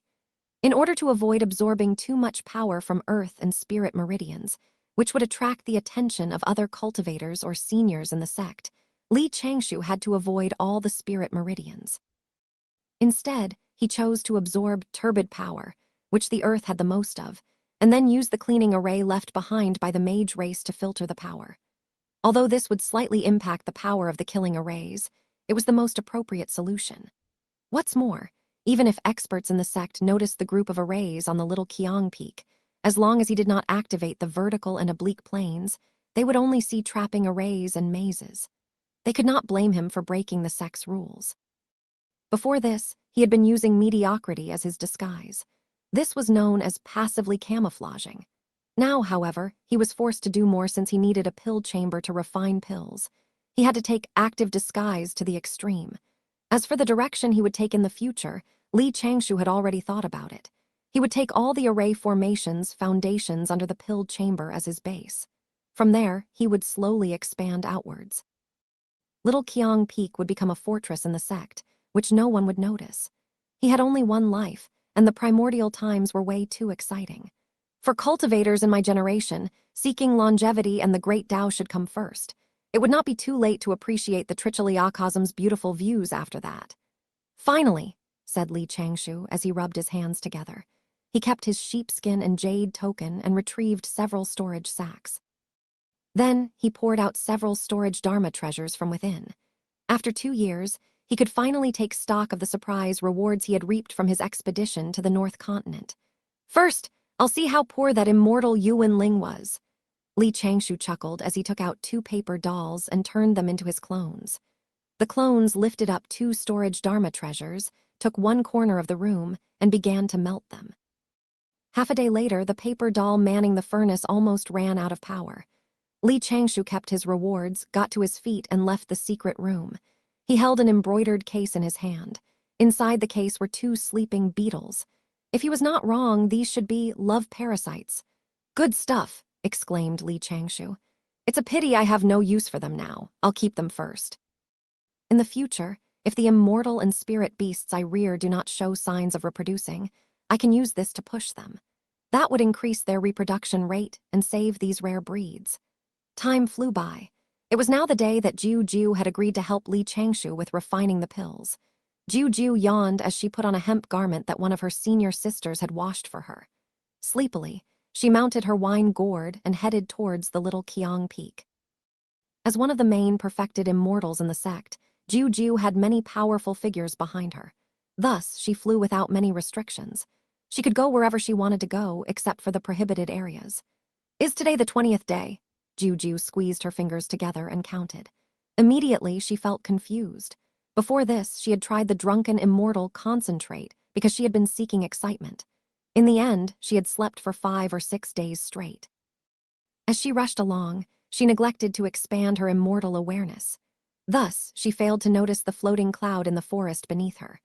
Once Jiu arrived at the little Qiang Peak, 2 heads popped out of the cloud. The one on the left was the short Taoist, Jiu Wu.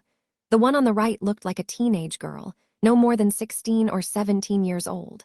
Although she looked like a teenage girl, with beautiful features and full curves, she was filled with youthful energy. Both of them were about the same age, more than 2,000 years old. The teenage girl's Dao name was Jiu Shi, and she was the 4th disciple of exalted Wang Qing.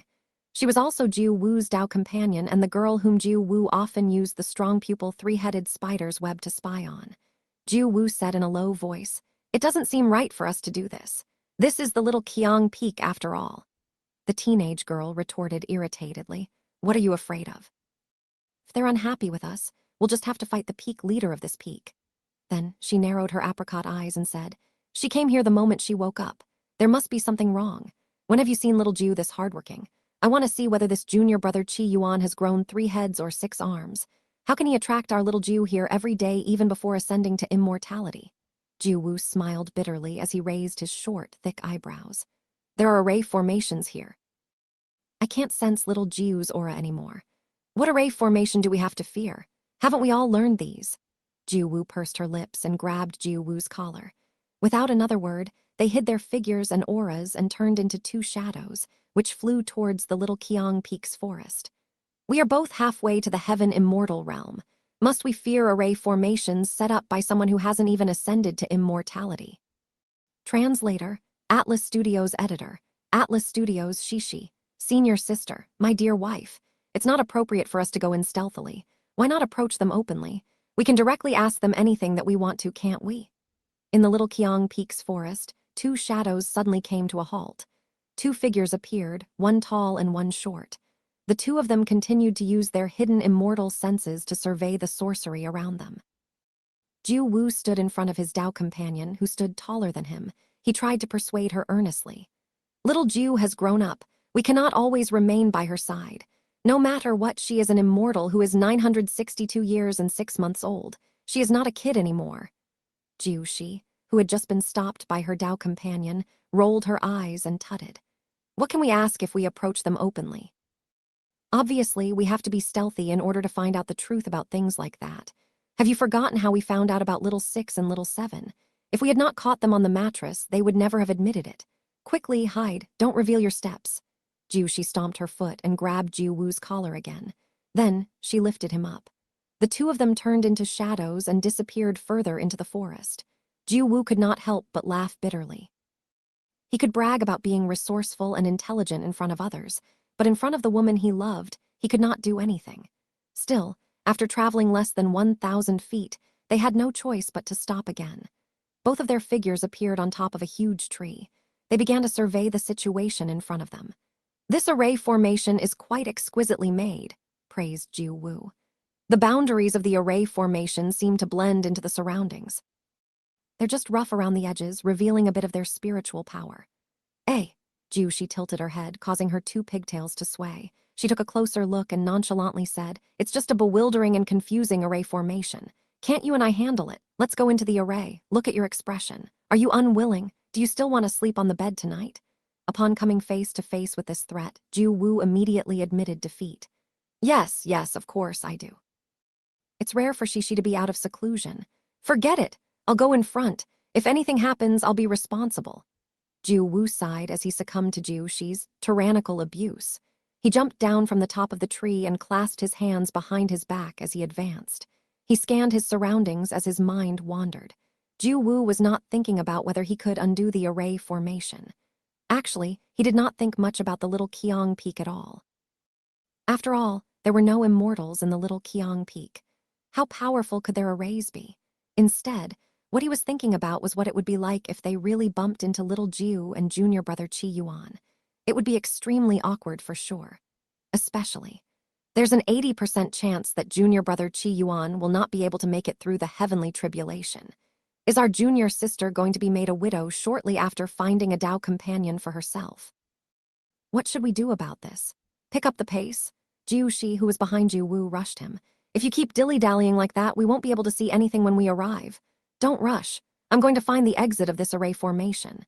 Jiu Wu quickly predicted where the life gate of that array formation was located. Thus, he led Jiu Shi out of the very first maze. Yet Jiu Wu quickly stopped again. He raised his left hand, gesturing for Jiu Shi to stop walking. A chain array formation.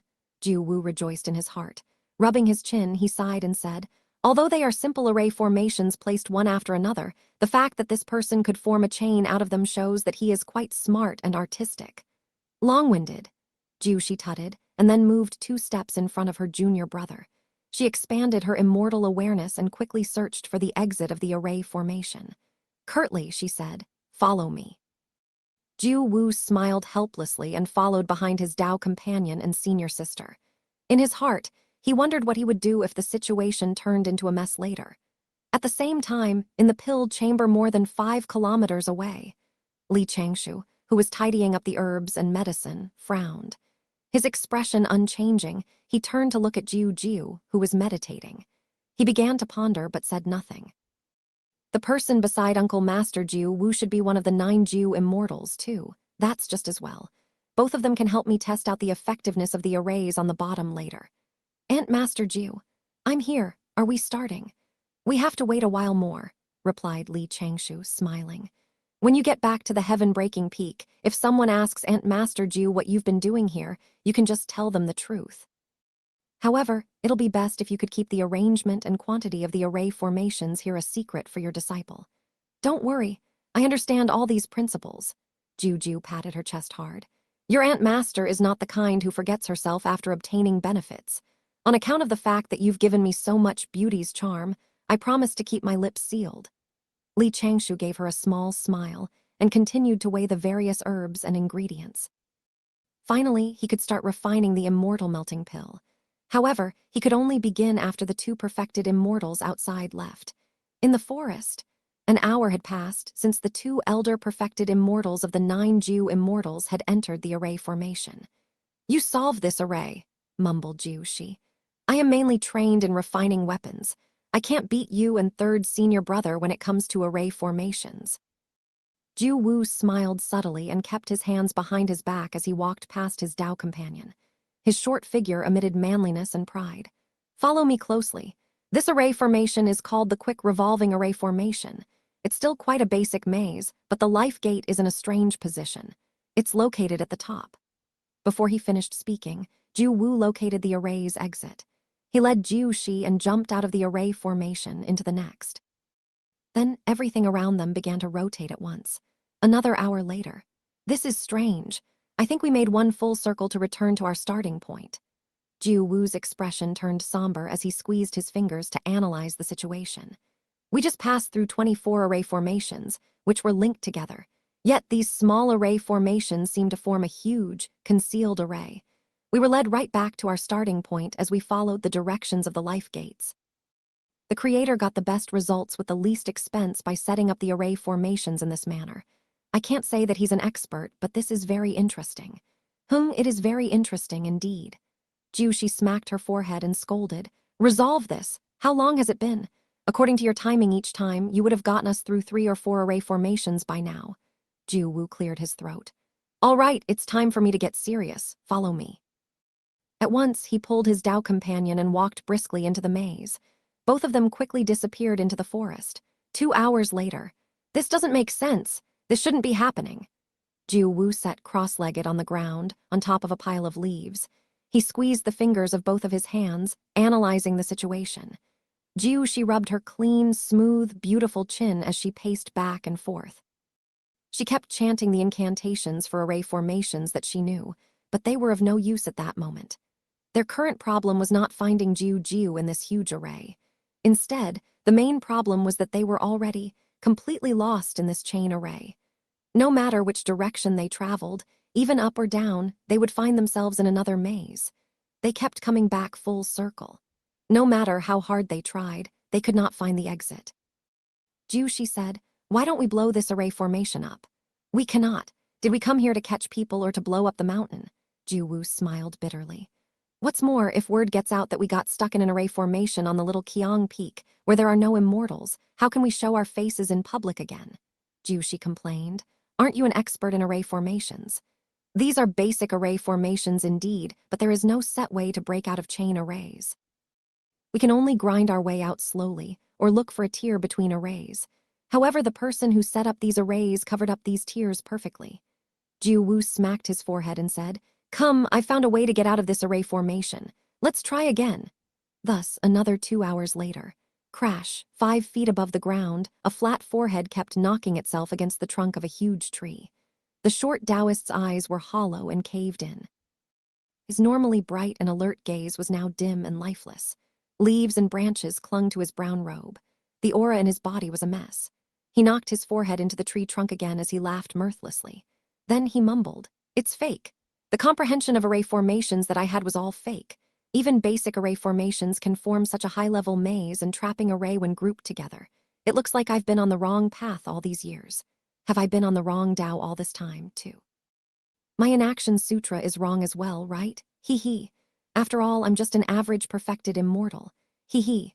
She stood by the side, at a complete loss as to what to do. She quickly got down on one knee and hugged her Tao companion. Junior brother, don't scare me like that. We can just blow up this array formation. No, don't do that. How can the person that created such an array not have been prepared for someone to try and blow it up? For all we know, it might turn into a killing array immediately. Senior sister. Wu's lips trembled as he looked up at the movingly beautiful immortal. He smiled, distressed. It turns out that I'm not good enough for you. She quickly hugged Wu even tighter. Don't say things like that. We have made an oath to the great Tao that we would not leave each other forever, for better or for worse. I am really not good enough. Who? A gentle breeze blew past. A dense, white fog suddenly appeared in the forest. As quickly as it came, it dissipated. At the same time, both of them heard a conversation not far away. Aunt Master Jiu, let's test it out. After this, we will throw these 2 herbs into the furnace. Then you can. No problem. Wu and she exchanged a look. The latter immediately used her skills to turn them both into shadows. Then they escaped towards the sound. Soon, they realized that they had just been a mere 1,000 feet away from Jiu all along. They hid behind a huge tree and stealthily stretched their necks to look into the pill chamber. Since they were going to activate the furnace and refine pills, the windows on both sides of the pill chamber were open. From Wu's angle, they could see Changshou and Jiu discussing something in front of the furnace. Unknowingly, it was evening. The rays of the setting sun shone through the window and onto Jiu. Both her hands were clasped behind her back. She was on the toes of her left foot, and her body was leaning forward as she listened to the tall cultivator in front of her describe the steps of pill refinement in detail. In the sunlight, her shoulder-length hair seemed to glow. Her skin looked shiny and moist, and her round, star-like eyes looked clear and translucent. Her long, slender neck and curvy figure made her emit beauty from top to toe. Beside her stood a male cultivator dressed in an azure robe, whose long hair was tied up simply with a Tao hoop. "Hey, Martial Nephew Changshou, could this array have been?" mumbled Wu, his face a mask of confusion. Before he could finish speaking, a soft hand covered his mouth. Beside him, she giggled and sent a voice transmission. "SHH, let's go. We can talk when we get back. Let's not disturb them." Wu looked confused. "We're leaving just like that? Otherwise?" "He's quite handsome, this young one. He looks quite reliable, too. It's just that he's only in the void return realm. That's not really a problem, either." She gave a small smile and held onto Wu as she activated her Tao technique. Just then, a green leaf left its home on the tree and swayed back and forth as it descended onto Wu's head. "They're finally gone." Changshou heaved a sigh of relief. Once again, he activated the huge array formation and checked various parts of it multiple times. That's good. Nothing was exposed. The trapping array worked unexpectedly well. What's more, the message which the trapping array sent to intruders matched Changshou's original predictions. "Let's begin refining the pill." As he said this, he turned around and walked towards a plane. He retrieved a pouch, which was marked Metaphysics number 11, held it up in front of him, and shook it. A bunch of things fell out and landed on the ground. Dharma robes, which looked like space suits, gloves, which could withstand corrosion by most fatal poisons, poison-resistant talismans, detoxifying spirit pills, corrosion-resistant tweezers and clips, strangely shaped containers, and so on. With wonder, Jiu asked, "What are these?" "Necessary precautions we must take when refining pills," answered Changshou, smiling. "I've prepared a set for you, Aunt Master. We can put them on together." Although Aunt Master's immortal powers are rich, poison can seep through even the smallest of openings. It's best to be careful. "All right, little Martial Nephew, you're quite considerate for your Aunt Master." Jiu blinked as she curiously moved closer to Changshou's side. Translator, Atlas Studios editor. Atlas Studios, the sky was clear, and there was a gentle breeze as the sun warmed up the surroundings. In one of the accommodations of the 9 immortals on the heaven-breaking peak, Wu supported his back with his hand. His 5-feet-tall body swayed in front of his own building as his immortal powers flowed weakly. He no longer felt exhausted. 3 days had passed since he and Xianxia had returned from the little Qiang peak. Just sent his Dao companion into seclusion. In his heart, he began to think about whether he should continue cultivating or walk around the Bai fan hall. At that moment, a huge wine gourd landed from above. Jiu Wu immediately perked up and clasped his hands behind his back, looking as serious as he would on any ordinary day. He cleared his throat and shouted, "Little Jiu, come to Senior Brother S for a while." "Senior Brother, I was going to look for you. I brought you what you wanted." "Huh?" Jiu stuck out her head from the wine gourd. Unable to hold in her yawn, she put her hand over her mouth. Jiu Wu noted that even her body seemed to be slumped over. The wine gourd swayed back and forth and finally landed in front of Jiu Wu's building. The 9 Jiu immortals each had great potential. They were also some of the best cultivators of their generation. Apart from Jiu, each of them had developed their own side occupation. She was an expert in refining equipment and treasures, while Jiu Wu was an expert in brewing wine and refining pills. Thus, every corner of the ground floor of Jiu Wu's building was filled with wine vats, materials for treasure, and pill furnaces. It was obvious that this was the source of Jiu's habit of not cleaning up after herself. The only difference was her habit seemed to be more intensified. Jiu Wu yawned again. Treating Jiu Wu's house like her own, she sat at a round table without invitation and threw a little cage over to Jiu Wu. "Senior Brother, this is the little spider you wanted. Don't kill it. Don't you feel embarrassed asking a junior for things all the time?" "It's rare that you didn't forget," answered Jiu Wu. He opened the wooden cage and glanced at the black cloth. A grin spread across his face. There was a pair of spiders inside, which were separated from each other. Each of them had 3 huge heads and many strong pupils. Jiu yawned once again, looking exhausted. "Senior Brother, if there's nothing else, I'm going home." "Wait, let me look for some things." Jiu Wu jogged to a cool, dark place in his house and hung the cage there. Then he turned around and jogged to a bookshelf. Jiu slumped onto the table listlessly. "Senior Brother, what are you doing? I'm very tired now. I want to drink something and sleep for a few days." "Tired." Jiu Wu, who had been searching the bookshelf, turned around to study Jiu. It was only then that he recalled he could not tell his junior sister's cultivation level just by looking at her now, much less her physical situation. However, when he thought about the scene he witnessed in the pilled chamber, he immediately sighed in his heart. He felt the sadness of a father. Forget it! When a girl is of age, she must be married off. Dao companions are prevalent in the sect. My junior sister would not be able to escape her fate. Where did this practice come from? One had to look at the older generation of heaven immortals. Among the 10-odd elders of our immortal Du sect, there were 4 pairs of loving Dao companions. The young follow the examples set by the old. There's really no one else to blame. Jiu sighed in frustration as she lay on the table, thinking about her experience refining pills with a certain martial nephew. Although it was an interesting and curious experience, and her martial nephew gave her many benefits, including poisonous pills that could poison perfected immortals, she could not relax the entire time. To her, this was quite exhausting. Jiu had never felt this tired in her life. Faintly, Jiu mumbled, "He is just a kid in the void return realm, yet he was able to torment me for so long. I'm so tired." Crack. The jade slip in Jiu Wu's hand slipped out and landed on the floor. The short Taoist raised his hand and heaved a long sigh. His eyes began to well up. Little Jiu has really grown up. It was finally time for this 5th senior brother, who had played her father for so long, to let her enjoy her life of cultivation. Jiu Wu picked up the jade slip once again and looked at the huge words carved into it. "Overall Principles of Array Formations by the useless Wang Qing." Jiu Wu took 2 more jade slips out from the bookshelf's corner before walking back towards Jiu. "Little Jiu, hand these things to Marshal Nephew Changshou on my behalf," said Jiu Wu warmly, as he used his immortal powers to transport the jade slips in front of Jiu.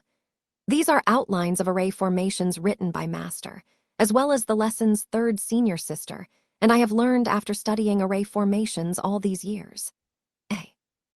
Jiu picked up the jade slips and then threw them into her storage Dharma treasure. Confused, she asked, "Senior Brother, why are you suddenly so concerned about little Xiaoxu?" Little Xiaoxu. Didn't I only develop a nickname like that for little Shishi when we were flirting?"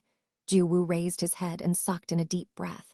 Then, with a kind and warm smile on his face, he said gently, "After we met in the North Continent the last time, I realized he is quite an earnest young man." "That's right. Your fourth senior sister has also made several new clothes for you. Jiu Wu retrieved a sack and handed it to Jiu Jiu. Here are some rouge and jewelry for women as well. If you like them, you can ask your senior sister to make more for you.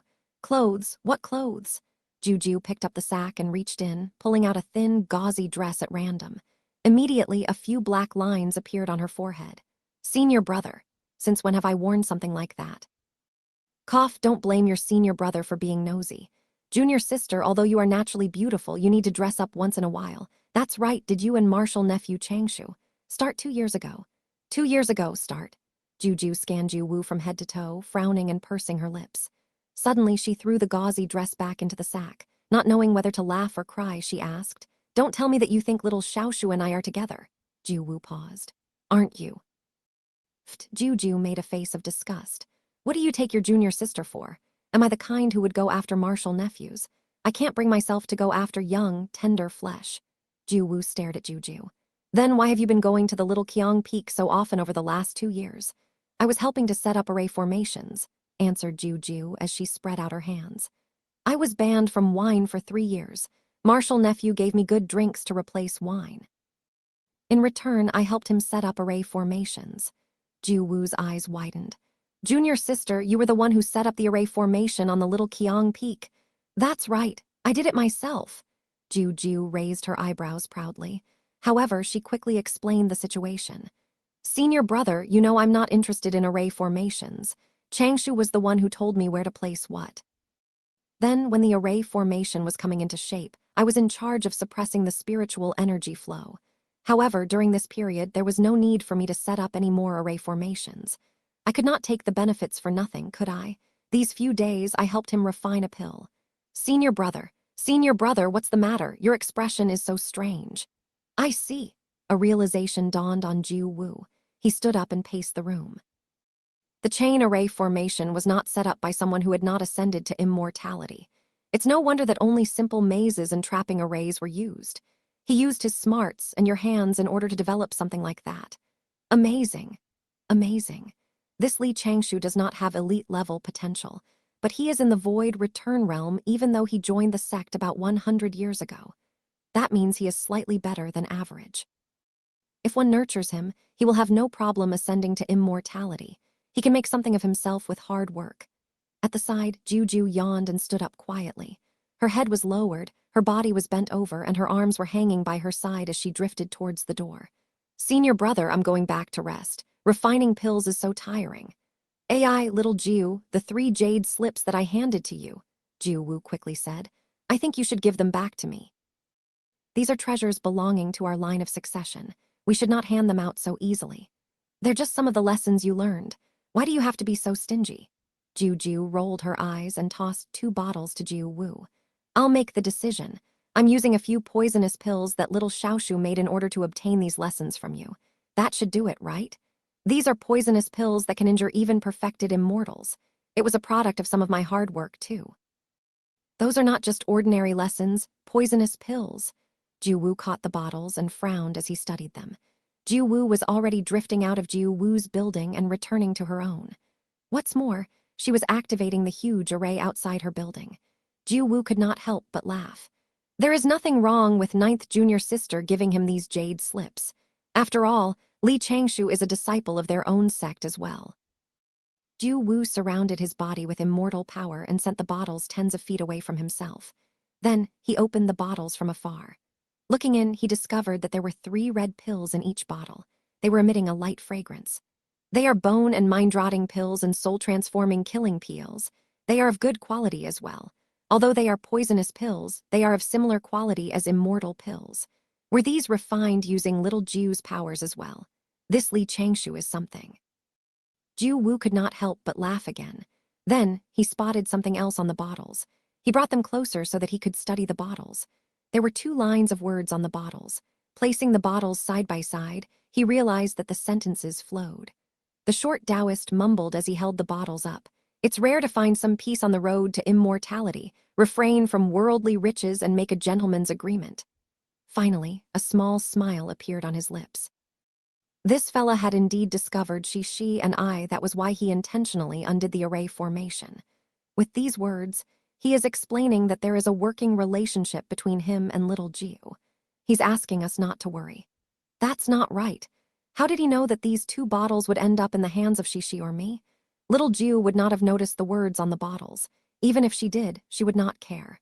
It's obvious that the message is meant for us. What's more, it was probably written using dharmic powers a while ago. These were the remnants of the writing. Is he also trying to tell me to act like I did not realize the various abnormalities on the little Qiang peak? The short Taoist kept the bottles, clasped his hands behind his back, and walked towards the side of the table. He rubbed his chin and pondered deeply. Jiu Wu recalled the time he had spotted Li Changshou and Yaoqin Xuanya's traces in the North Continent. At the time, he had also stumbled upon many setups within a 50-kilometer radius. Jiu Wu looked up and saw the wooden cage hanging in the cool, dark place. These demonic spiders were extremely hard to rear. Yet, they kept reproducing at the little Qiang peak. In addition to the chain array formations and poisonous pills that he saw over the past few days. Jiu Wu sighed and said, "You're formidable, young man. You remained inconspicuous and hidden. Before you went to the North Continent, not many people knew about you. You are not ranked among the younger generation of cultivators either. You don't want people to pay attention to you so that you can hide in a quiet place and cultivate. I don't want to disturb you, too. However, as an attendant of the Immortal Du sect, I cannot let my guard down with you. Pui, some peace, gentleman's agreement. Meet at 11:45 p.m. 1. Jiu Wu halted, the smile slowly disappearing from his face.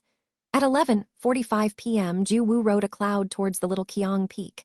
At that moment, the array formation around the pill chamber had already been deactivated. A tall figure stood at the door of the pill chamber. He cupped his hands and bowed towards Jiu Wu. Jiu Wu smiled and landed from the sky. From outside the pill chamber, he smelled mellow and rich wine. Li Changshou greeted him. Our disciple pays his greetings to Uncle Master. Good use of gentleman's agreement and some peace, said Jiu Wu as he smiled and shook his head. He sighed softly and said, "Weren't you afraid I wouldn't turn up? What if I dragged you to the punishment hall to be questioned?" "Well," said Li Changshou, with his hands still cupped and his body still bowed. Warmly, he continued, "Your disciple was not sure either. What's more, ever since I met Uncle Master at the North Continent, I have been worried. Yet I knew that Uncle Master is a person of virtue and prestige. You would not purposely make life difficult for a disciple in your sect. What's more, your disciple is just unwilling to attract too much attention. I am completely loyal to the Immortal Du sect. I also know my responsibilities as a disciple of the sect. I act righteously according to my conscience, and I am not afraid to be questioned. Uncle Master, please come in and rest." Our disciple knows that Uncle Master is an expert in brewing wine. I asked my junior sister to prepare several dishes to go with wine. May I be so bold as to invite Uncle Master to have a taste of the wine I brewed? Uncle Master, if you have any questions, please ask me tonight. Your disciple will consider carefully and answer you truthfully. I just hope to dispel the worries in Uncle Master's heart so that your disciple can continue to cultivate peacefully as before. Jiu Wu smiled and nodded. With his hands behind his back, he walked into the pill chamber. The pure moonlight shone through a window. Under the moonlight, a short table was filled with fine delicacies. A luminous cup was already filled with premium wine. In fact, that was the Ganges River's dry wine that Li Changshou had brewed for Jiu Jiu. He had opened one small vat in advance. Translator, Atlas Studios editor. Atlas Studios. The moon hung high in the west, and cups and dishes lay in complete disorder on the table. Li Changshou stood in front of the pill chamber, looking in the direction that Jiu Wu left. The smile slowly disappeared from his face. One could say that he had this Uncle Master under control for now. From that day in the North Continent, when Jiu Wu had given him a knowing look, Li Changshou knew that this short and meticulous Taoist had grown curious about him. In addition, he had become much closer to Aunt Master Jiu Jiu during that period. Asking Aunt Master Jiu Jiu to help him with so many things would inevitably pique Uncle Master Jiu Wu's interest. Curiosity and interest could both easily turn into suspicion. This was a hidden threat to Li Changshou. How could I deal with the threat Uncle Master Jiu Wu posed? It was simple. I had to kill him. Cough, I'm joking. I have no feud with Uncle Master Jiu Wu. What's more, Uncle Master Jiu Wu is strong and powerful and is a reputable attendant in the sect. The sect would be greatly shaken if anything untoward happens to any one of the 9 Jiu immortals. Plotting against Jiu Wu would be akin to courting death. Among the remaining options, the most appropriate and reliable was to invite Uncle Master Jiu Wu over to have an open discussion. Li Changshou had to make an oath in front of Uncle Master Jiu Wu that he would not do anything to harm anyone in the sect. At the same time, he had to expose some of his hidden cultivation. That would make Uncle Master Jiu Wu feel like he knew this disciple inside and out. This way, Jiu Wu would stop dwelling on Li Changshou so much, and he would also develop a liking towards this disciple. These had to be done on Li Changshou's initiative in order to lower the chances of a future threat being realized. Li Changshou thought about every detail of his chat with Jiu Wu. Everything played like a film in slow motion in his head. Scene by scene, he reviewed his own performance. Li Changshou had gone over the topics they covered during the conversation, the pace and direction, and even his expressions and gestures, time and time again, before it took place. He reviewed the entire conversation once through and confirmed that he probably did not reveal any more than he intended to. This would prevent Uncle Master from making any more connections. Would he develop any misunderstandings because of what I said? Li Changshou still could not relax. He recalled the conversation again and listened closely to every word and phrase. Then, he touched his cheek as he recalled every expression and gesture of his, as well as Uncle Master Jiu Wu's ever-changing gaze. Li Changshou probably made no mistake. In his peripheral vision, a slender figure dressed in light pink appeared. Li Changshou turned and saw Lan Ling floating through the sky in a cloud. Her hair danced gently in the wind as the flowers on her light pink dress glowed. Holding on to an empty wicker basket, she leaped in front of Li Changshou. She had light makeup on her face. In the candlelight, she looked exceptionally delicate and beautiful. "Senior brother, how did it go? Did you settle the problem with Uncle Master?" "You could say so," replied Li Changshou, smiling. "Actually, these are just remnant side effects from my trip to the North Continent. If I don't go out anymore after this, I will probably not attract the attention of high-skilled elders like him." Lan Ling blinked. "Senior brother, how did you do it? Did you expose your hidden cultivation to Uncle Master Jiu Wu?" Li Changshou stared at his junior sister and helplessly sent a voice transmission. "I revealed a part of it. Otherwise, I would not have convinced him. Didn't I tell you many times before not to say these things out loud? The walls have ears, and the wind has immortal awareness. You've really not learned much from all my lessons over the past 10 years. For all we know, a well-informed person might be listening to our conversation right now." "Oh," said Lan Ling, pouting. Then she said gloomily, "I didn't do it on purpose. I was just concerned about you. I'm going to keep the plates now." She bowed her head and took 2 steps forward. Suddenly she turned her head, leaned forward, and rested a slender hand on her senior brother's shoulder. Then she whispered in Li Changshou's ear, "Senior brother, what is your current cultivation level? Have you caught up with Master? Are you going to become an immortal? Guess." Li Changshou shot her a sideway glance and began humming a melody. Clasping his hands behind his back, he walked out of the pill chamber. Lan Ling made a face at Li Changshou's back, then quickly kept the empty dishes on the table. At the same time, on a cloud returning to the heaven-breaking peak. The wine was quite strong. It's Ganges River's dry wine indeed. It's getting to my head, too. Jiu Wu's face became flushed, and he felt intoxicated. His entire body seemed to be swaying, but his eyes remained clear. This was because he used sorcery to keep his essence soul from becoming drunk. As he approached the heaven-breaking peak, Jiu Wu laughed gently. Sorrow filled his heart. This martial nephew Changshou is already in the 5th stage of void return. He's among the top few disciples in his generation. He could achieve such progress in just 100-odd years. He has excellent potential, indeed. Even his comprehension is amazing. When I assessed his array formation Dao earlier, he understood many things I was saying without needing me to explain. The rarest of all is his good nature. Compared to the likes of Yuan Qing, he is like the mood against sludge." Jiu Wu bowed his head and heaved a long sigh. Then he said in a low voice, "He did not explain, but how can I not understand his reasons for hiding his cultivation level?" "We were drinking." He visibly held himself back several times. The subtle expressions, which he tried to hide, already revealed the helplessness in his heart. Martial nephew Changshou is hiding his cultivation level to avoid bringing trouble to the little Qiang Peak, which already has few people, to begin with. Even if it meant that he would not be properly nurtured and focused on by the sect, he chose to prevent trouble from befalling junior brother Qi Yuan and his other disciples. A good disciple. A good disciple indeed. If junior brother Qi Yuan fails to endure the heavenly tribulation, I will ask big senior sister or second senior brother to invite martial nephew Changshou and his junior sister to the heaven-breaking peak. As he wallowed in sorrow, the heaven-breaking peak came into view. Jiu Wu looked at his junior sister's building and found that she had already activated a protective array formation. She was probably already resting. I will bring some books and texts to junior sister later and ask her to pass them on to martial nephew Changshou. I should look for the skills-imparting elder to have a chat one day. It should not be a problem for immortal seedlings like him to start working on the Inaction Sutra before ascending to immortality.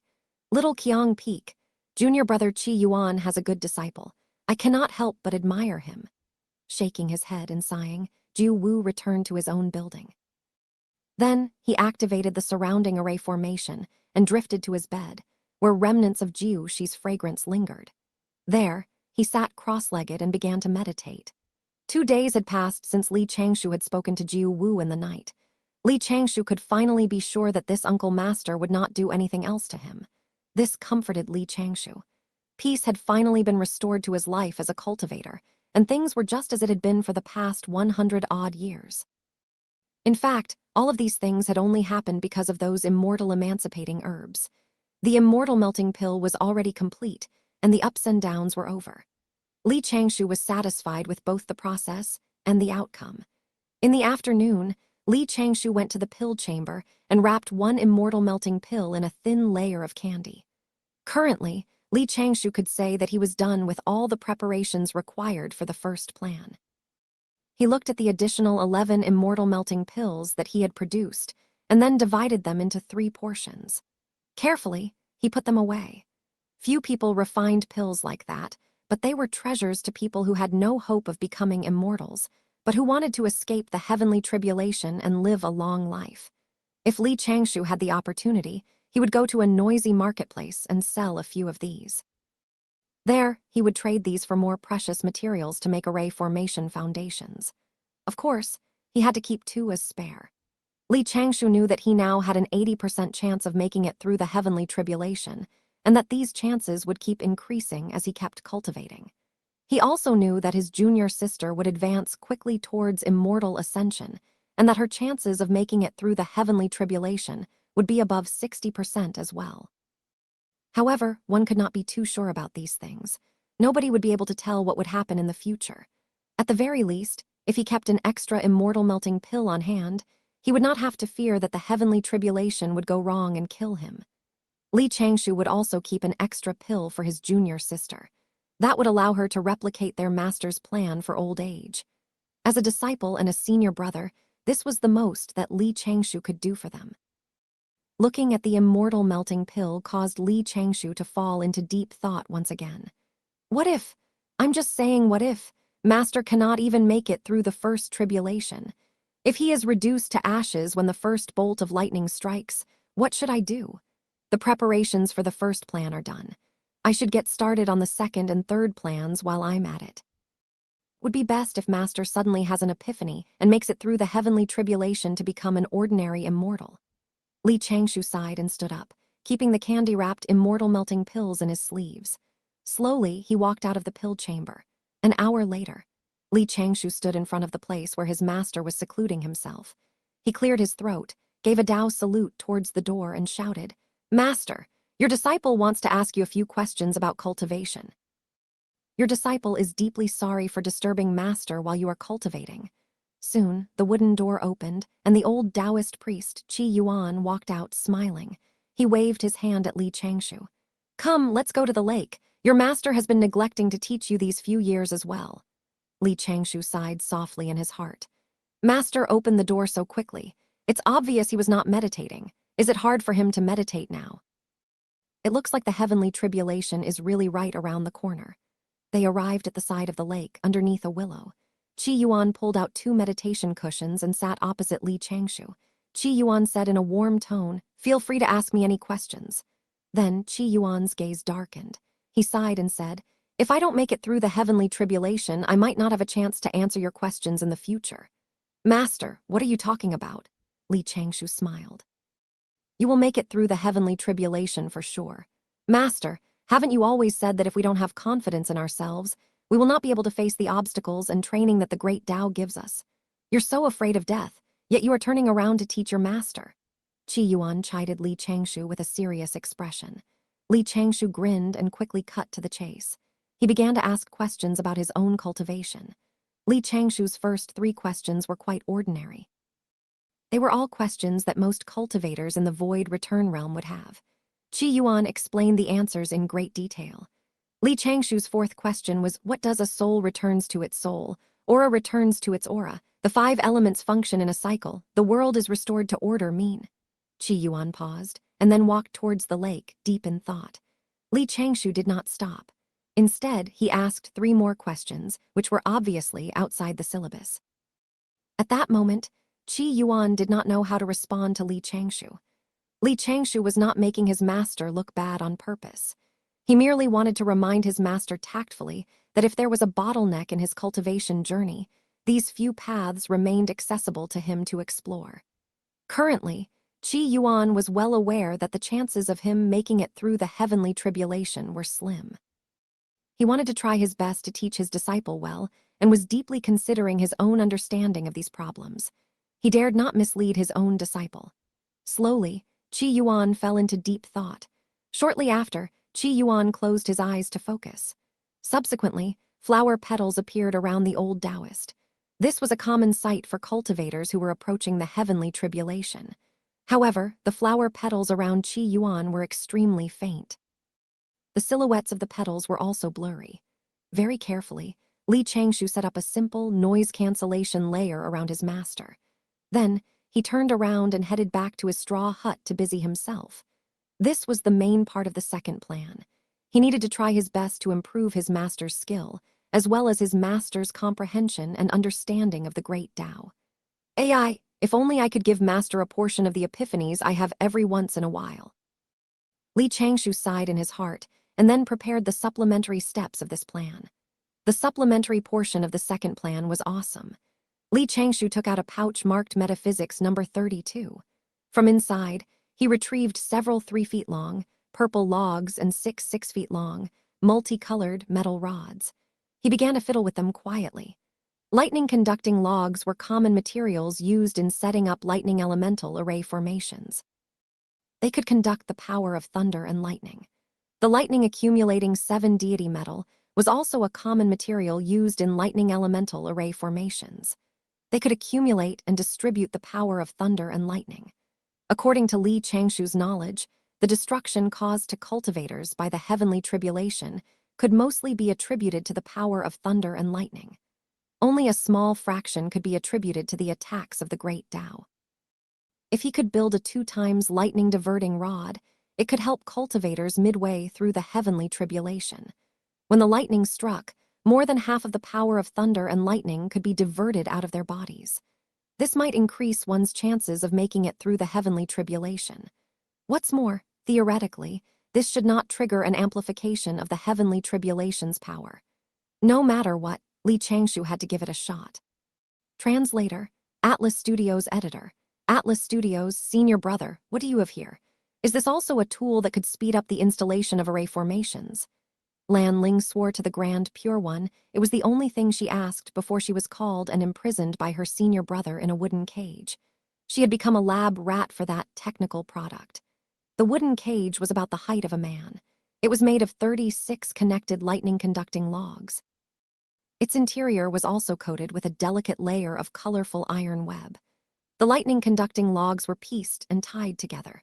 That made the wooden cage appear a little shabby. There was a rainbow-colored long needle at the tip of the wooden cage, and a hexagram made of lightning-accumulating 7 deity metal at the bottom. However, the hexagram was not an array formation, and it did not contain any restrictions. It was just a plain and simple hexagram-shaped pattern. When cultivators underwent tribulation transcendence, they could not rely on array formations to block the attacks. The rays of lightning during heavenly tribulation could disregard all array formations. There were many miraculous uses for postnatal Dharma treasures that were refined by cultivators. They mainly relied on the restrictions inscribed on both the interior and exterior of the Dharma treasures. After years of research, Li Changshou was certain about one thing: the principles behind restrictions were similar to that of array formations. Both relied on specific symbols and patterns to draw spiritual energy. The only differences were in the complexity and size of the symbols and patterns. Restrictions were inscribed onto Dharma treasures. The Dharma treasures were similar to the base of an array formation. Cultivators could activate the restrictions and produce an enormous force by injecting immortal powers into the Dharma treasures. In array formations, the base acted as nodes. By drawing on heaven and earth's powers, spiritual energy would flow within the base of the array formations. Although the principles behind restrictions and array formations were similar, they served completely different purposes. Advanced postnatal Dharma treasures could usually compress a complete restriction into the size of a fingernail. On the other hand, the strength of array formations was directly proportional to their sizes. Array formations had to integrate with heaven and earth so as to utilize their powers. Therefore, although Li Changshou was skilled in creating array formations, he was not proficient in refining Dharma artifacts. There was nothing he could do about that. He had only been cultivating for 112 years, and he had tried his best to reduce his sleeping time throughout the years. Nevertheless, cultivation and other skills such as alchemy, refining poisons, and array formations all required an immense amount of time to achieve mastery. He would die to be able to spend the 24 hours he had every day as though he had 48 hours instead. Nonetheless, the duration of his cultivation was ultimately too short. He had to compromise some of his avocations. There was no way he could achieve mastery in all his avocations. Back to the issue of blocking heavenly tribulation. Heavenly tribulation could overlook array formations and most defense-type Dharma treasures. Only some rare Dharma treasures could reduce the heavenly tribulation's impact. Those did not include the connate Dharma treasures and ultimate Dharma treasures, as they were too rare to be found. However, Li Changshou had an advantage that no one else had: 9 years of compulsory education. The wooden cage that he had made was inspired by the Faraday cage one that was in his high school physics textbook. It could be used to block out lightning and was often used in breathtaking high-voltage magic tricks. Li Changshou had almost forgotten about the principles behind the cage, but he could still recall its structure. Li Changshou instructed Lan Ling, "Do not touch the web around you." Lan Ling shivered in the cage. She stepped on a wooden plank and looked at her senior brother pitifully. "Senior brother, what exactly are you doing?" "Just don't move," Li Changshou replied calmly. He took out a few talismans from his sleeve and threw them about 100 feet above the wooden cage casually while pointing at the talismans with his left hand. A few cracks were heard, and lightning soon struck down from the clear sky.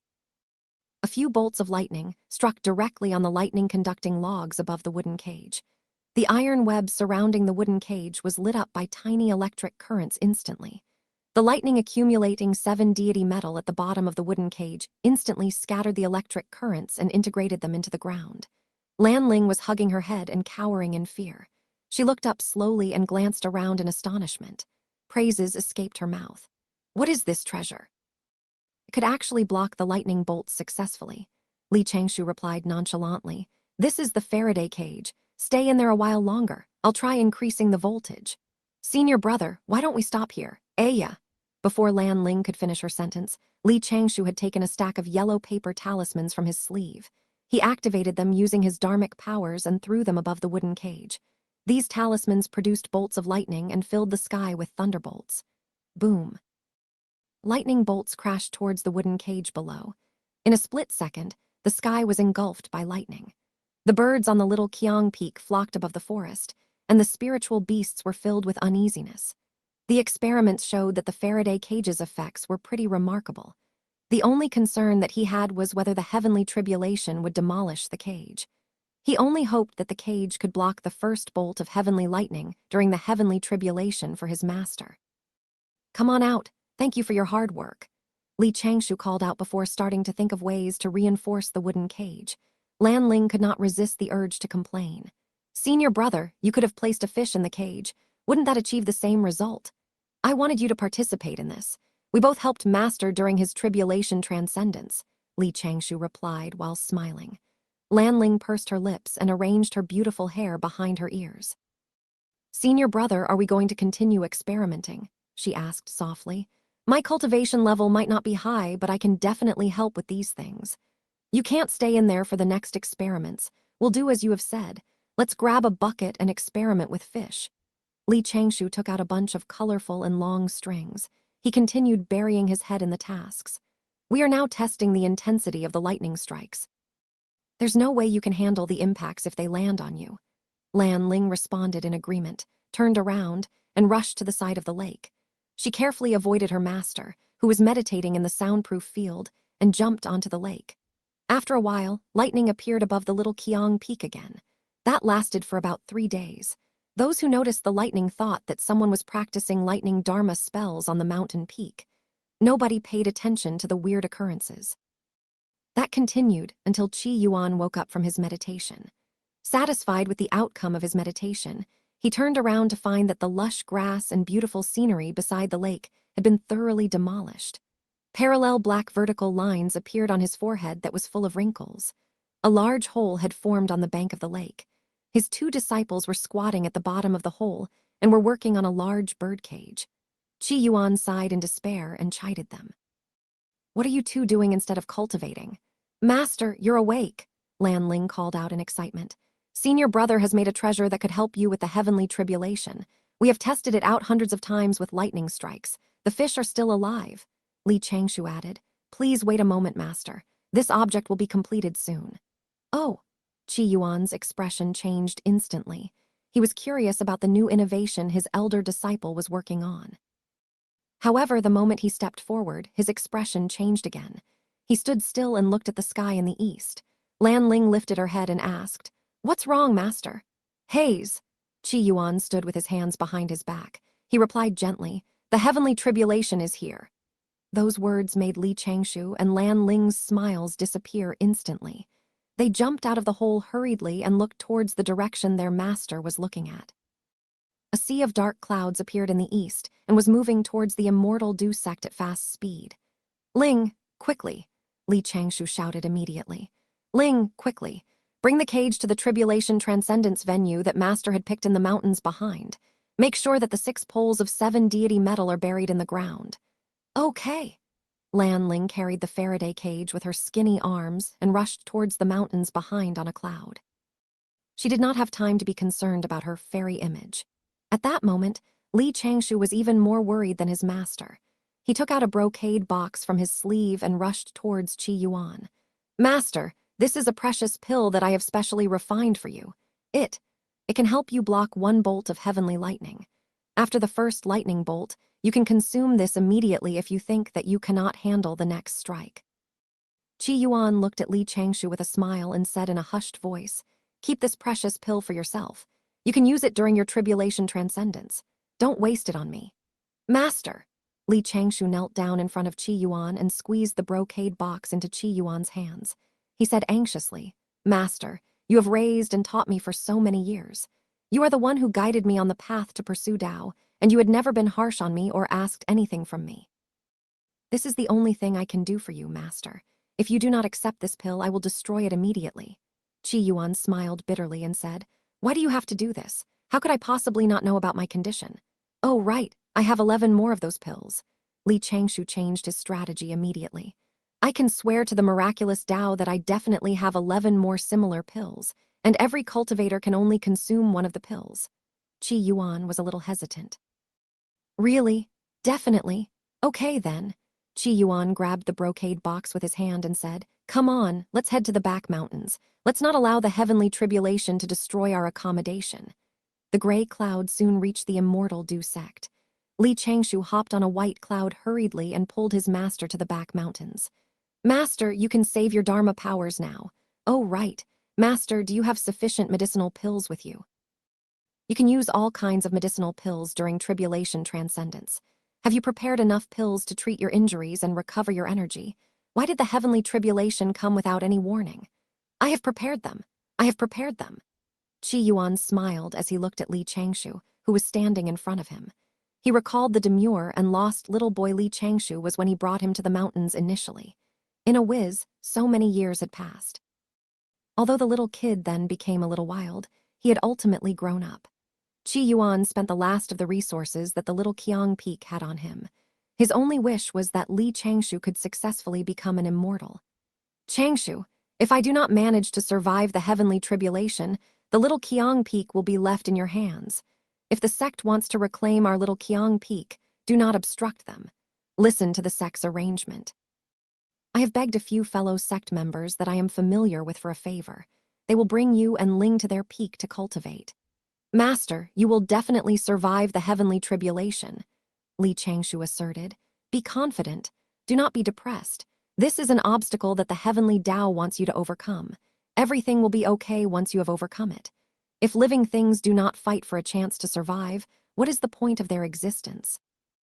There's always a slim chance of survival in every desperate situation. Only when you fight for your survival will you survive the situation. Qi Yuan sighed. He smiled bitterly and said, My dear disciple, don't you know these principles? Why do you still live so cautiously every day? Li Changshou replied solemnly, I have never forgotten these principles that you have taught me. The only reason for my cautiousness was to avoid landing myself in those desperate situations. In no time, they reached the little Qiang Peak's back mountains. Lan Ling was waving from an empty space in the forest. Li Changshou pulled his master and jumped down.